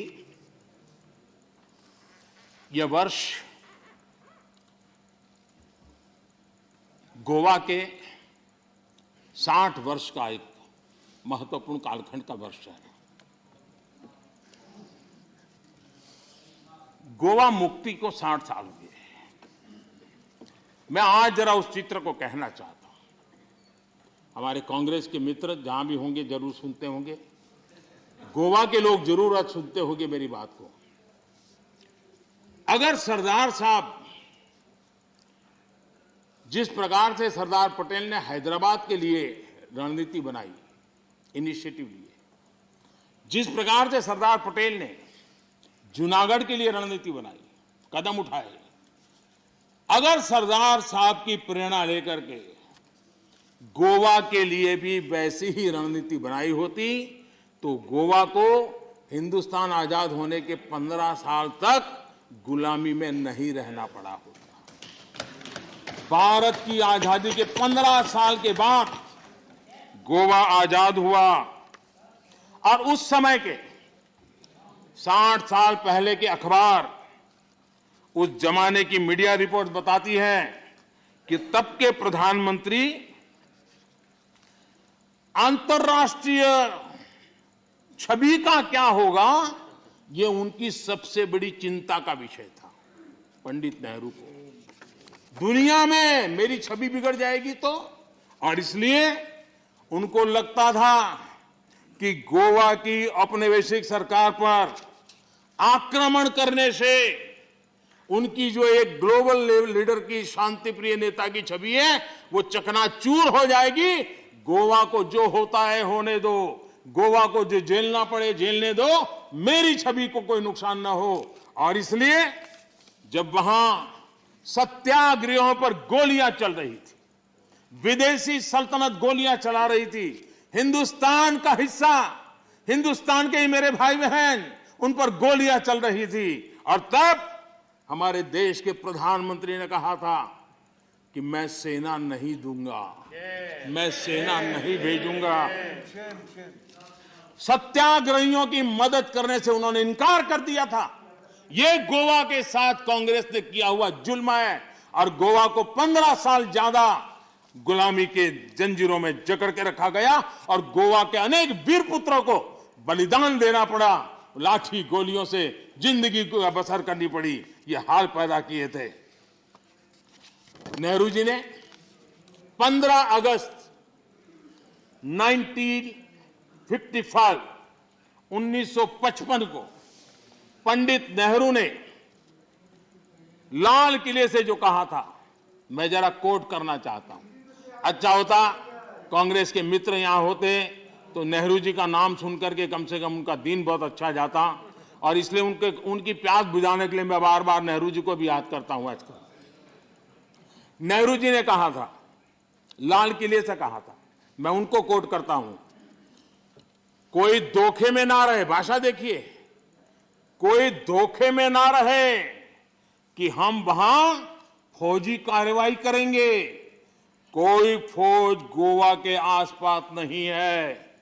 अंदर के लोग चाहते हैं कि कोई शोर मचाकर ऐसे हालात पैदा करे कि हम मजबूर हो जाएं फौज भेजने के लिए। हम नहीं भेजेंगे फौज, हम उसको शांति से तय करेंगे। समझ लें सब लोग इस बात को। ये हुंकार 15 अगस्त को गोवा वासियों के एस्पिरेशंस के खिलाफ कांग्रेस के नेता के बयान है। पंडित नेहरू जी ने आगे कहा था, जो लोग वहां जा रहे हैं, लिमेज जी, लोहिया जी समेत सब लोग वहां सत्याग्रह कर रहे थे, आंदोलन कर रहे थे, देश के सत्याग्रही जा रहे थे। हमारे जगन्नाथ राव जोशी कर्नाटक केसरी, उनके नेतृत्व में सत्याग्रह हो रहा था। जो पंडित नेहरू जी ने क्या कहा, जो लोग वहां जा रहे हैं उनको वहां जाना मुबारक हो। देखिए मजाक, देखिए देश के अपनी आजादी के लिए लड़ने वाले मेरे ही देशवासियों के लिए क्या भाषा, कितना अहंकार है।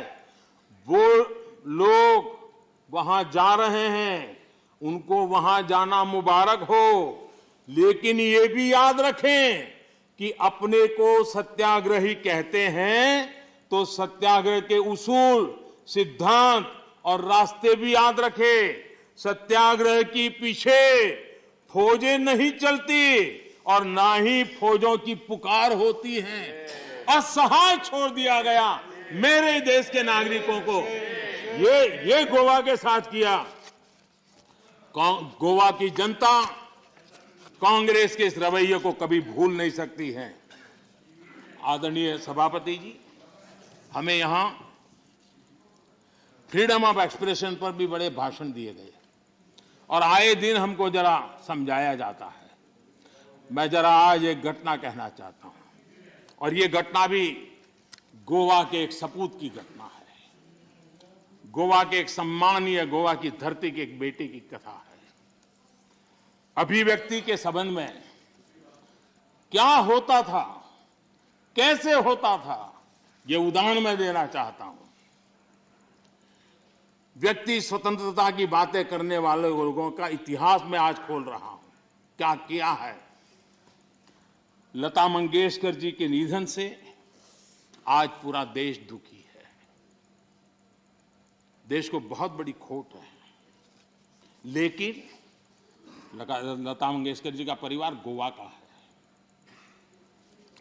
लेकिन उनके परिवार के साथ कैसा सलूक किया ये भी देश को जानना चाहिए। लता मंगेशकर जी के छोटे भाई पंडित हृदयनाथ मंगेशकर जी,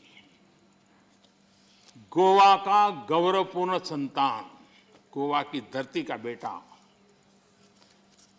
उन्हें ऑल इंडिया रेडियो से निकाल दिया गया। वो ऑल इंडिया रेडियो में काम करते थे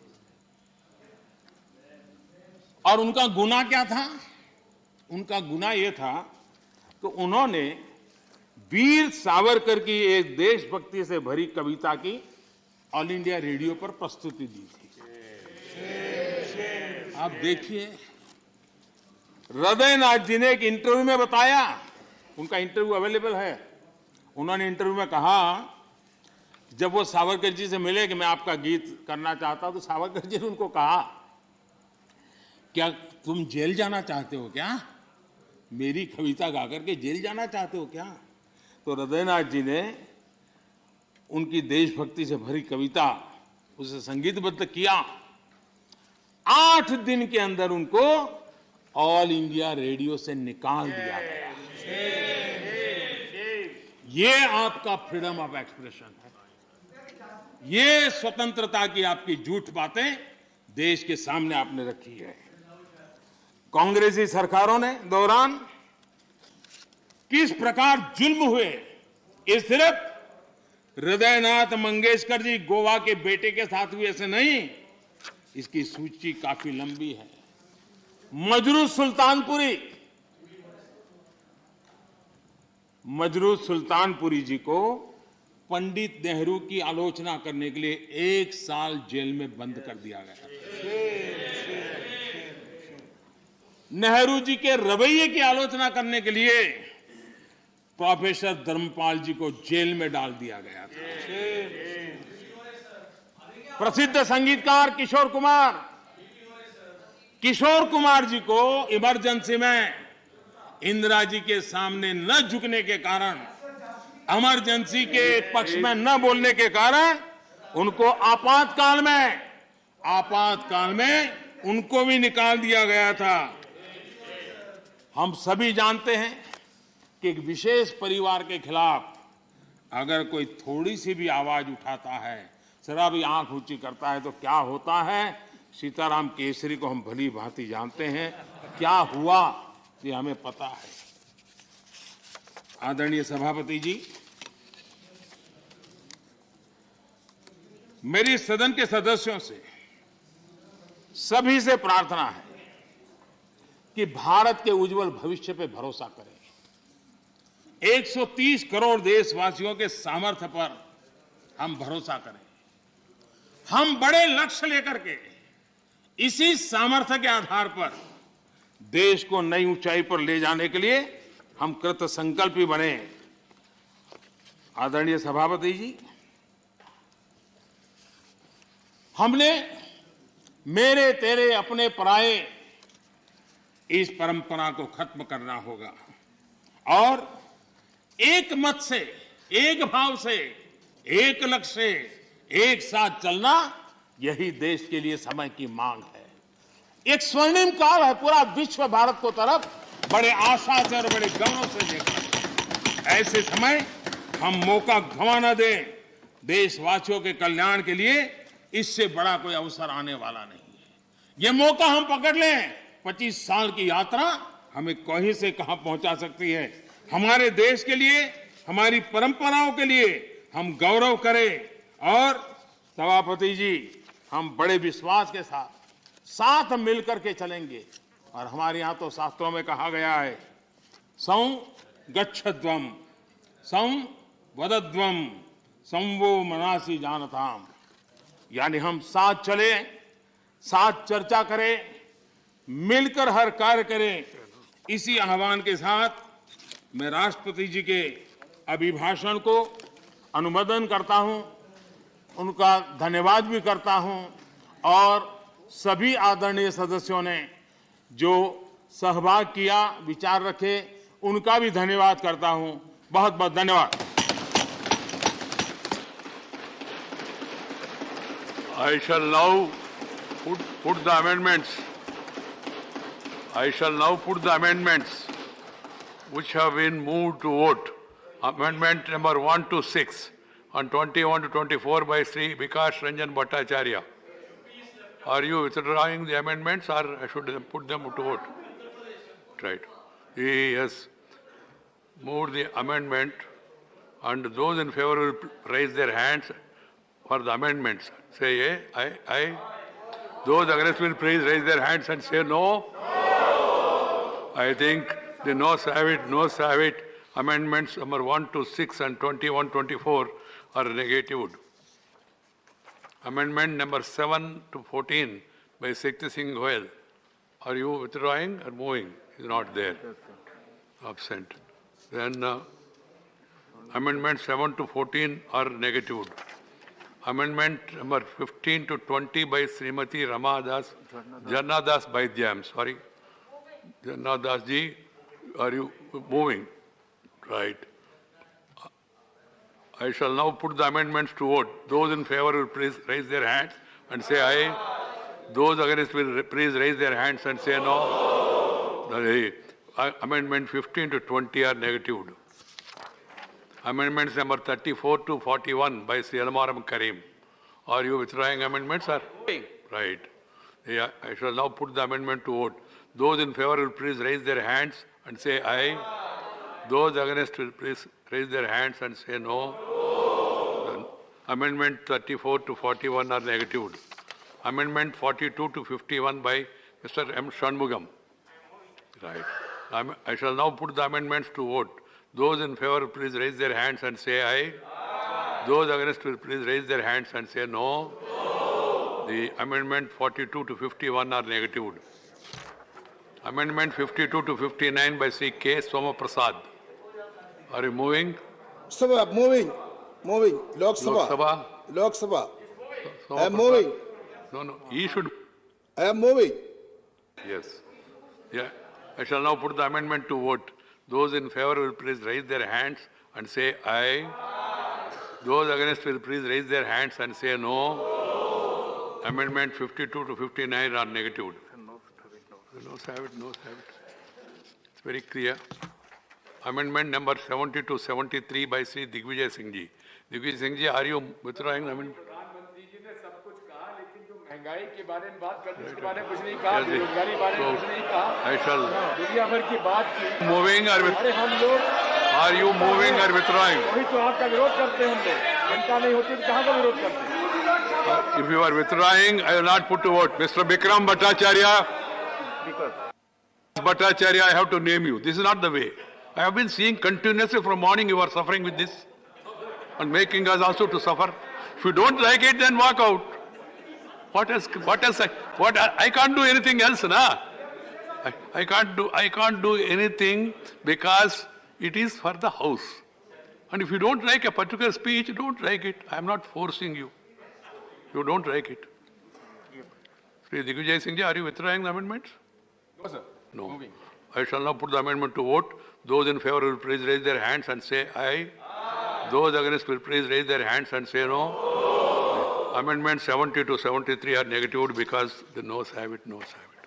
Amendment 74 to 81 by Srimati Priyanka Chaturvedi. Are you moving, ma? Yes, sir, moving. Sir. Right. Amendments, I shall now put the amendments to vote. Those in favor will please raise their hands and say aye. Those against will please raise their hands and say no. The noes have it, noes have it. Amendment 74 to 81 are negative. Amendment number 82 to 89 by Sri Tiruchi Siva is not. What is it? From your place. Go to your place.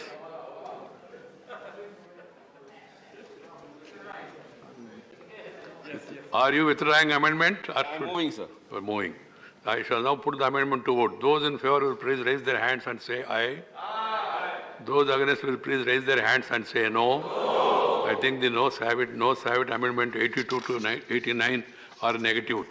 Amendment 90 to 99 by Sri K.C. Venugopal is not there.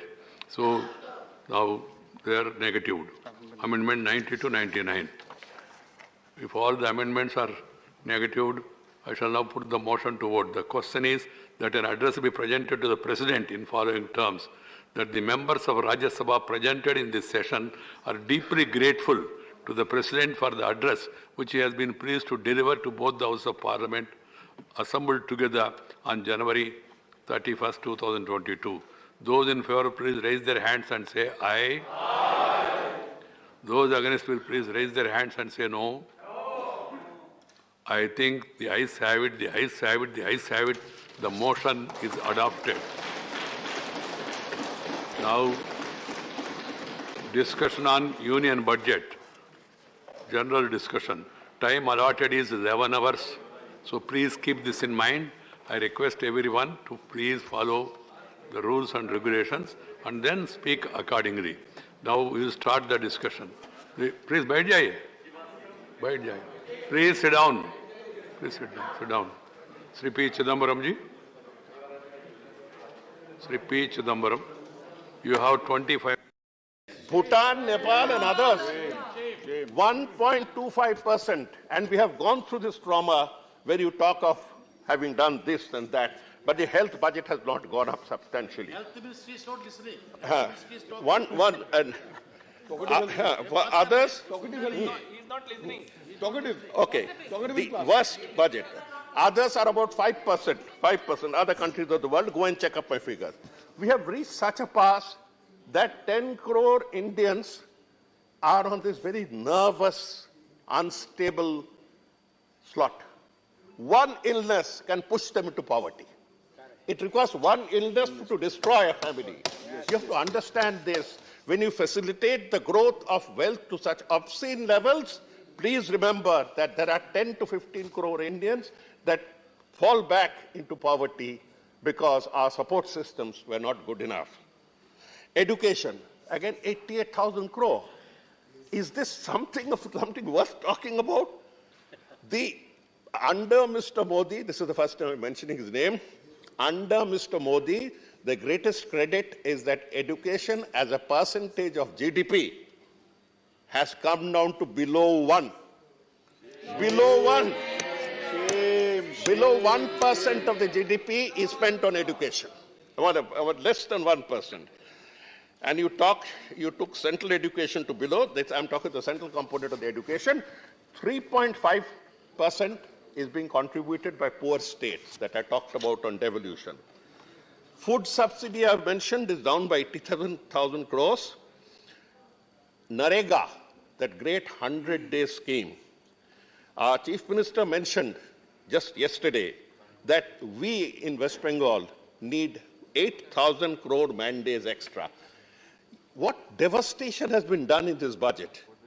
From 1.11 lakh crores, which everybody knows is insufficient, and the stipulation and the calculations was that we should take it to 2.5 lakh crores this year. You have brought it down to 73,000 crores. Whom are you mocking? You have cut down Narega, this life soul of the poor. You are cutting down food subsidy, and I have given you descriptions of wealth. This is an anti-people budget, and my party has said that, along with many other parties, all the time. We need 8 crore man days more. In any case, with 73,000 crores, what will you do? The pending bills are 22,000 crores. Hardly 30 days it will. So we will not be able to carry on. 16 days. Okay, unemployment, labor participation rate is at 40%, one of the lowest in the world. And you talk of so many people coming under EPFO and others. These are manufactured figures. These are structural figures. Don't fall for them and don't fool yourself into a make-believe life. Don't delude yourself and take yourself to a fairyland where everything is all right. All is well, all is well. It's just not possible. Urban employment, rural employment are touching around 14%. Every year, we are getting 48 lakhs joining the workforce. And so far, we have been able to provide only 48, we are getting 48 lakhs joining the workforce. And we have been able to provide job for only 12 lakhs. Where will the remaining 36 lakhs go? Do you want Bihar train fires again? Now coming to the unkindest cut of all, woman and child. Children are our future. The palace, anyway, the children are our future. The children's supplemental nutrition, children's supplementary nutrition was 8.3 crores when you came to power. Now it is 6.7. Shame. 6.7. At 24% slash on the nutrition that goes into the mouths and stomachs of babies. Preschool education children in the last 5 years have come down from 3.4 crores to 2.3 crores. Shame, and you talk about education. You talk about national new education policy. You give fancy slides. Get out of this charmed world of presenters and marketers. Anganwadi workers are about 26 lakhs and they get a miserable salary. They are the cutting edge of this government with the people, the cutting edge, the ones who serve. Anganwadi workers get a pittance. Their salary is around 10 to 12,000. Cooks and helpers who are there for the midday meals, cooks and helpers, they get 1,000 rupees salary, some 26 lakhs of them. Please look at them, Mr. Prime Minister, Mr. Finance Minister. It is not a criticism, it's a humble request from our side and from our party's side.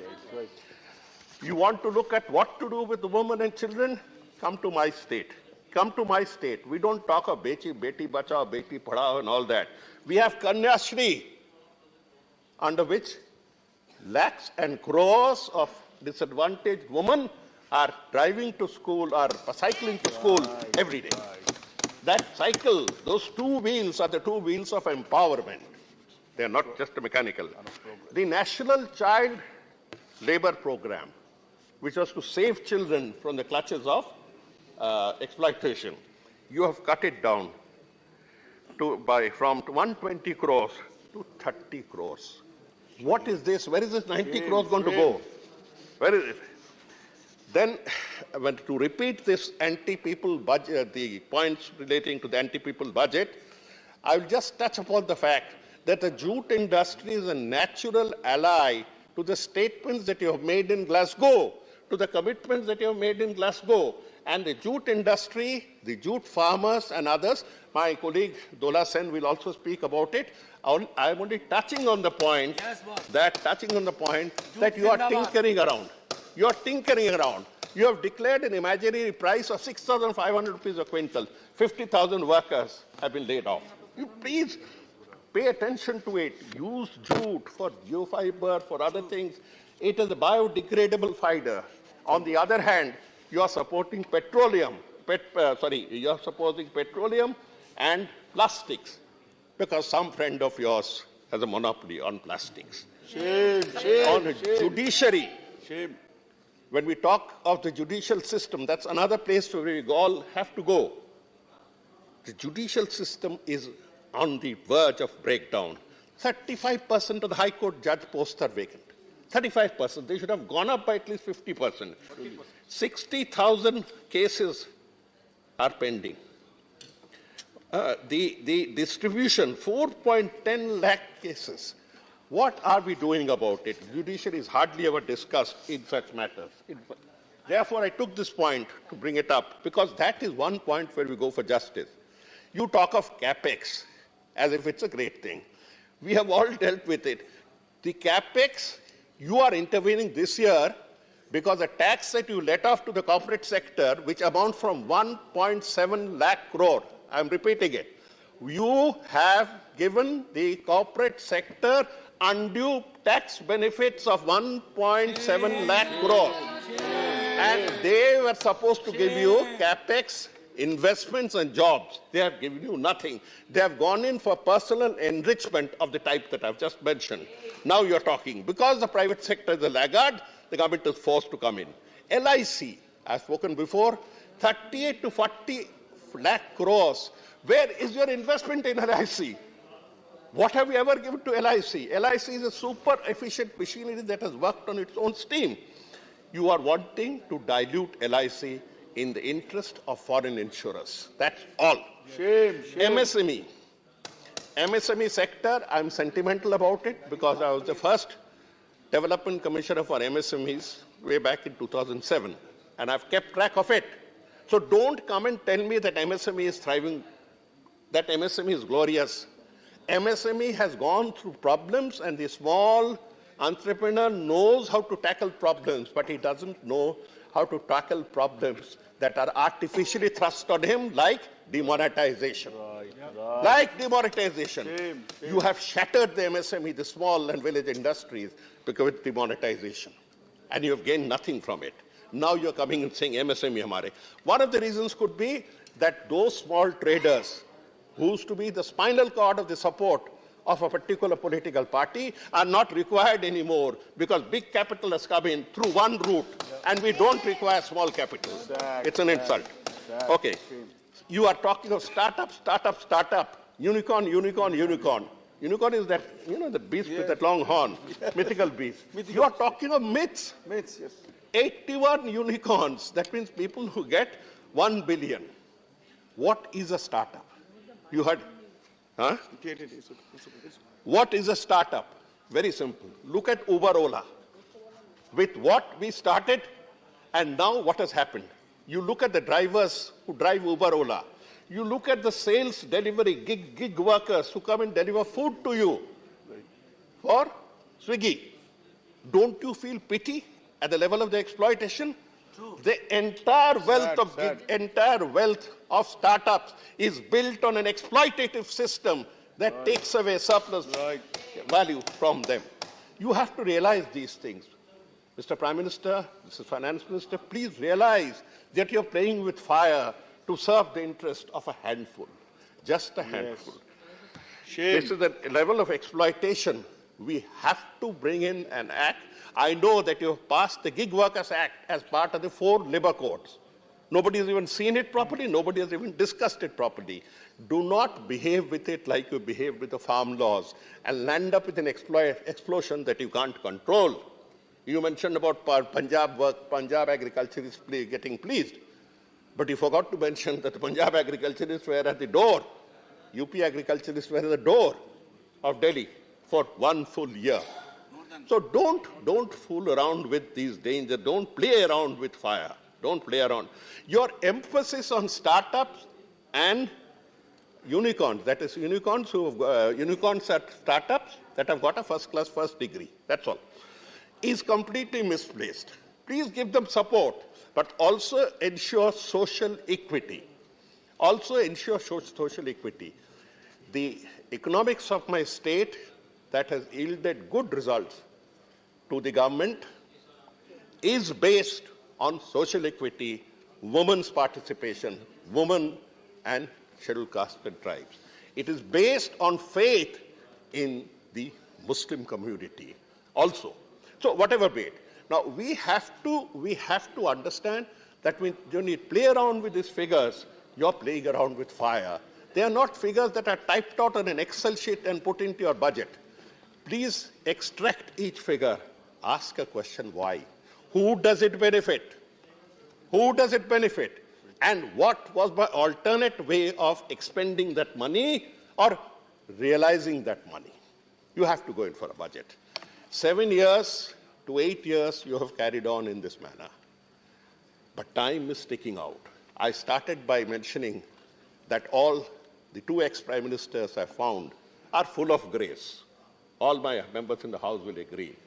I only hope that somebody else emerges full of grace at some other point of time. But right now, if we don't want to hasten that time, there is time to correct. Go in for mid-term corrections. With these words, I oppose the budget submissions. Thank you. Thank you for maintaining the time. Now, M. Muhammad Abdullah ji.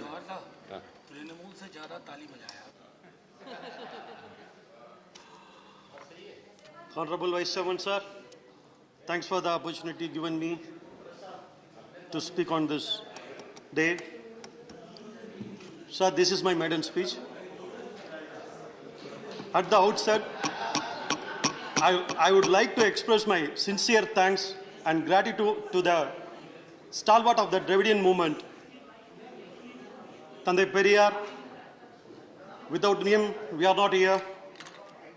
Our founder leader, great Anna, former Chief Minister of Tamil Nadu and former member of this August House, where today I stand to represent Tamil Nadu and its people. I am also indebted to Kalaignar, who inspired me to join the Dravidian movement to fight for the rights of the marginalized and oppressed. I am eternally grateful to our DMK party president and Honorable Chief Minister of Tamil Nadu, the man of humanity, Mr. MKS, and our DMK Youth Wing Secretary, Thiru Udayanithi Stalin MLA, for choosing me to represent this interest of our state and its people. Sir, also, I want to thank this union government also, sir, because today my dream comes true. I'm standing here. Our union government sold out Air India. Our union government sold out to LIT. Our union government sold out to many government entities. But fortunately, they left this house, remain for the country. I have a chance to stand here today. I have a chance here today. Thanks for the union government.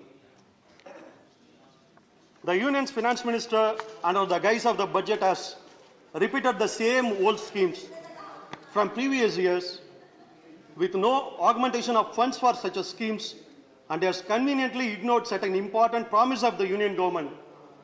Now that the time to pay has come, I shall elucidate more on this during the course of my speech, sir. The Union Finance Minister has stated India to have entered into Amrit Kaal, the 25 years long led up to India at 100, and has referred to Honorable Prime Minister Independence Day address that had apparently set out the vision for India at 100. What was the vision? It was nothing. Nothing was the vision. It was nothing but the same thing repackaged for the 3rd year in a row with no financial allocation or even an inkling of starting the promised projects. The Honorable Prime Minister first announced a 100 lakh crore rupee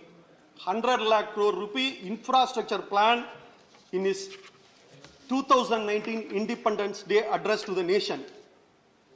It was renamed as a National Infrastructure Pipeline Project in his Independence Day address in 2020. The next year the name was renamed, and further it was rebranded as BM Gati Shakti. So that year they couldn't find a proper English name, I think so. They have chosen a Hindi name. So BM Gati Shakti in 2021 Independence Day speech. Now our Union Finance Minister has parroted the same thing in her budget speech. I don't blame the Honorable Finance Minister. The present Union Finance Minister and predecessors of this government remind me of the popular Tamil saying, Talaivan evvaliyo, Tondanam avvali, meaning a party guarder or supporter invariably follows their leader blindly with the blatant disregard to everything else. I say this with proof to back up my claim, and not just as a passing comment. I'll tell you how, sir. Honorable sir, what I am talking about. We need to go to 7 years back in time to understand how this government has lied to its citizen. If one takes a look at the budget speech of the finance minister of this government, this specific word and issues find mention at the following places. Like I mentioned earlier, these are the budget speeches of 3 different finance ministers over the last 7 years, but with the same line. Union Budget 2016-17, paragraph 13, point number 1, and paragraph 14. Union Budget 2017-2018, paragraph 19, point 1, paragraph 21, and paragraph 34. Union Budget 2018 and 2019, paragraph 11. Interim Budget 2019 and 2020, paragraph 5 and paragraph 23. Union Budget 2019 and 20, paragraph 50, and Union Budget 2020-2021, paragraph 22, and again Union Budget 2021-2022, paragraph 25. What was the promise? What was the promise? Doubling of farmers' income by 2022. Doubling of farmers' income by 2022. The 75th year of our independence. It was clearly written in all the budget. Now I call upon the member of this August House to go through the Union Budget 22-23, and this does not find it anywhere else. Okay. The year, I'm coming to you. The year in now 2022, have our farmers' income doubled? Honorable Chairman, sir, it is doubled? No. But sadly, the death of the farmers were doubled and tripled. It was doubled and tripled. On the contrary, farmers have been harassed by this government with its policies that favor only to their corporate friends and masters who made this government, who is behind this government, who is running this government. The government introduced 3 formulas which were detrimental to the livelihood of farmers across the nation to appease their corporate masters. The 3 formula removed the provision of MSB, which were directly detrimental to the government's agenda of doubling farmers' income.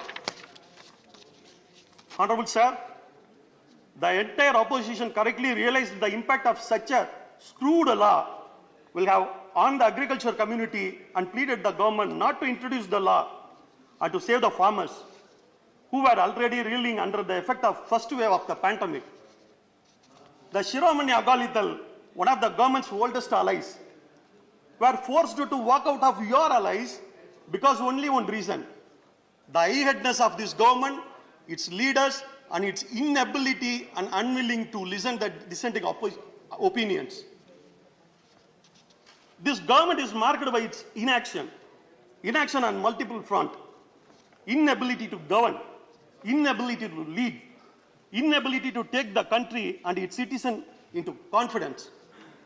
This government and its leaders follow the policy of my way or highway. My way or highway. This is their only one policy. They pay no heed to the voices of marginalized.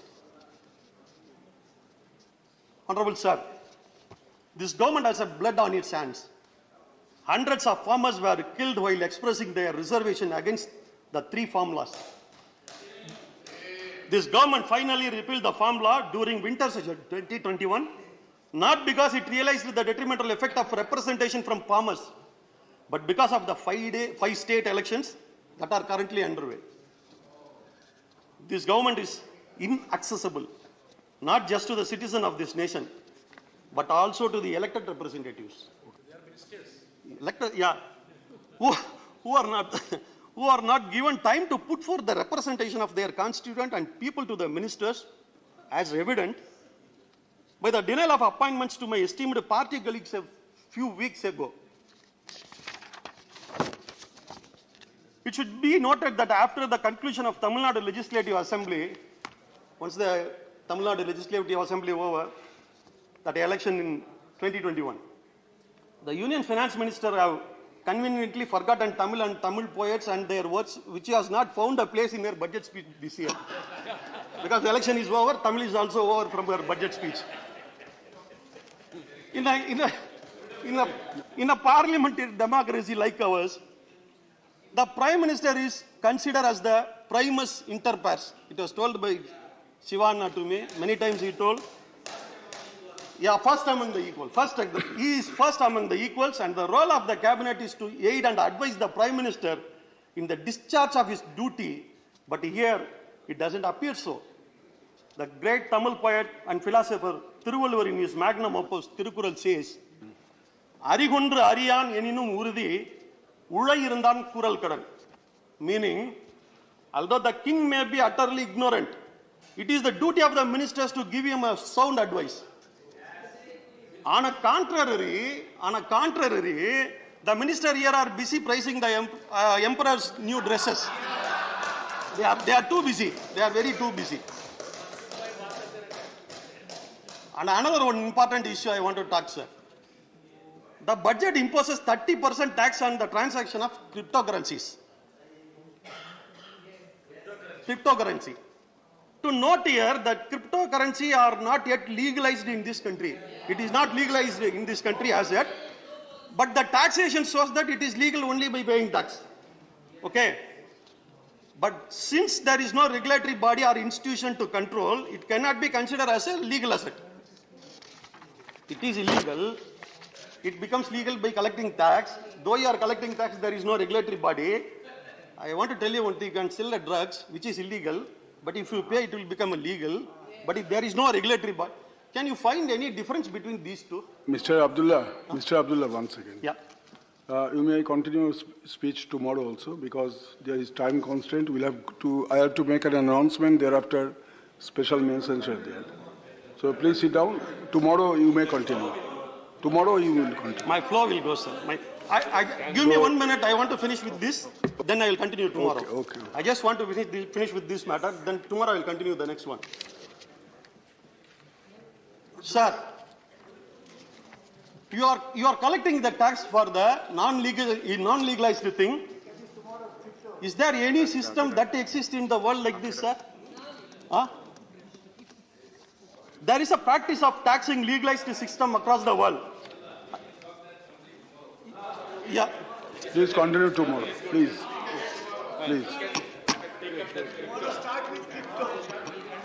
Thank you, sir. Thank you. I have to inform members that the Business Advisory Committee, in its meeting held today, that is on the 8th of February 2022, has allotted time for government legislative business as follows. Number 1, consideration and passing of the Constitution, Scheduled Caste and Scheduled Tribes Orders Amendment Bill 2022, time allotted 1 hour. Number 2, consideration and passing of the Constitution, Scheduled Tribes Order Amendment Bill 2022, after it is passed by Lok Sabha, time allotted 1 hour. Further, the committee tentatively identified certain ministries for discussion on their working during the second part of the current budget 256 session. A final decision on the ministries to be discussed and the respective initiators of the discussions will be taken later in consultation with the Leader of the House, Minister of Parliamentary Affairs and others. The committee also recommended that in order to complete general discussion on the Union Budget 2022-23, the 0 hour and question hour for the sitting scheduled on the 11th of February 2022 may be dispensed with. Now, special mentions. Sri Johar Sarkar, present. Sri M. Shanmugam, please mention the subject and lay. Only mention the subject and lay on the table. The relaying of old lines between Mayiladurai, Tarangambadi and the extension of Karakkal, I lay the paper. Sri Rakesh Sinha. महोदय, मेरा विशेष उल्लेख है सूक्ष्म और परंपरागत विधाओं कलाओं के संरक्षण के संबंध में है। इसकी मैं दो पंक्ति से पढ़ना चाहता हूँ। भारत में कला की विविधता इसकी सुंदरता है। इस विविधता का पर चकाचौंध की संस्कृति का प्रभाव पड़ रहा है। कला, संगीत, नृत्य विधाओं में जो विविधताएं हैं वे स्थानीयता की ही नहीं बल्कि सांस्कृतिक यात्रा का एक वृत्तांत भी है।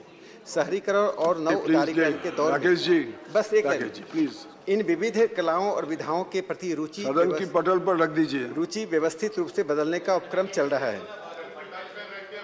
प्लीज मैं इसे ले करता हूँ। Thank you. Shrimati Chhaya Verma ji. Sir, सदन के माध्यम से केंद्र सरकार से मेरी मांग है कि छत्तीसगढ़ में मिलने वाले कोसा, एथेनॉल, सहतूत रेशम एवं इरी रेशम हेतु विशेष योजना चलाकर इसका संरक्षण, संवर्धन और उत्पादन करवाएं, जिससे स्थानीय स्तर पर रोजगार के अवसर बढ़े और लोग आर्थिक रूप से मजबूत हो। सर, मैं ले करती हूँ टेबल पे। Doctor Amy Yagnik. To bring to your notice, sir, that there's a need to see that the food system reaches the abandoned children in orphanages, juvenile homes. I lay the paper on the table. Thank you so much. Dr. विकास महात्मे। मेरा विषय बहुत ही महत्वपूर्ण है कि घुमंतू community जैसे shepherd, Dhangar, पाल, बघेल, गडेरिया, गौली, वंजारा, वंजारी समाज जो है, इनकी घुमंतू जीवन शैली है और अत्यधिक गरीबी के कारण यह एजुकेशन और हेल्थ फैसिलिटी जो है से वंचित है। इनके लिए विशेष लेजिस्लेशन और स्कीम्स बनाए जाने के बारे में मैं सरकार से अनुरोध करता हूँ। श्री इराम करीम जी। Sir, need to increase the minimum pension of PF pensioners to rupees 9,000, which is a long pending demand of pensioners. Please, thank you. Sri John Britus. Firm rates for RT-PCR and rapid RT-PCR in various airports. Thank you. Thank you. The House stands adjourned to meet at 10 hours on Wednesday, the 9th February 2022.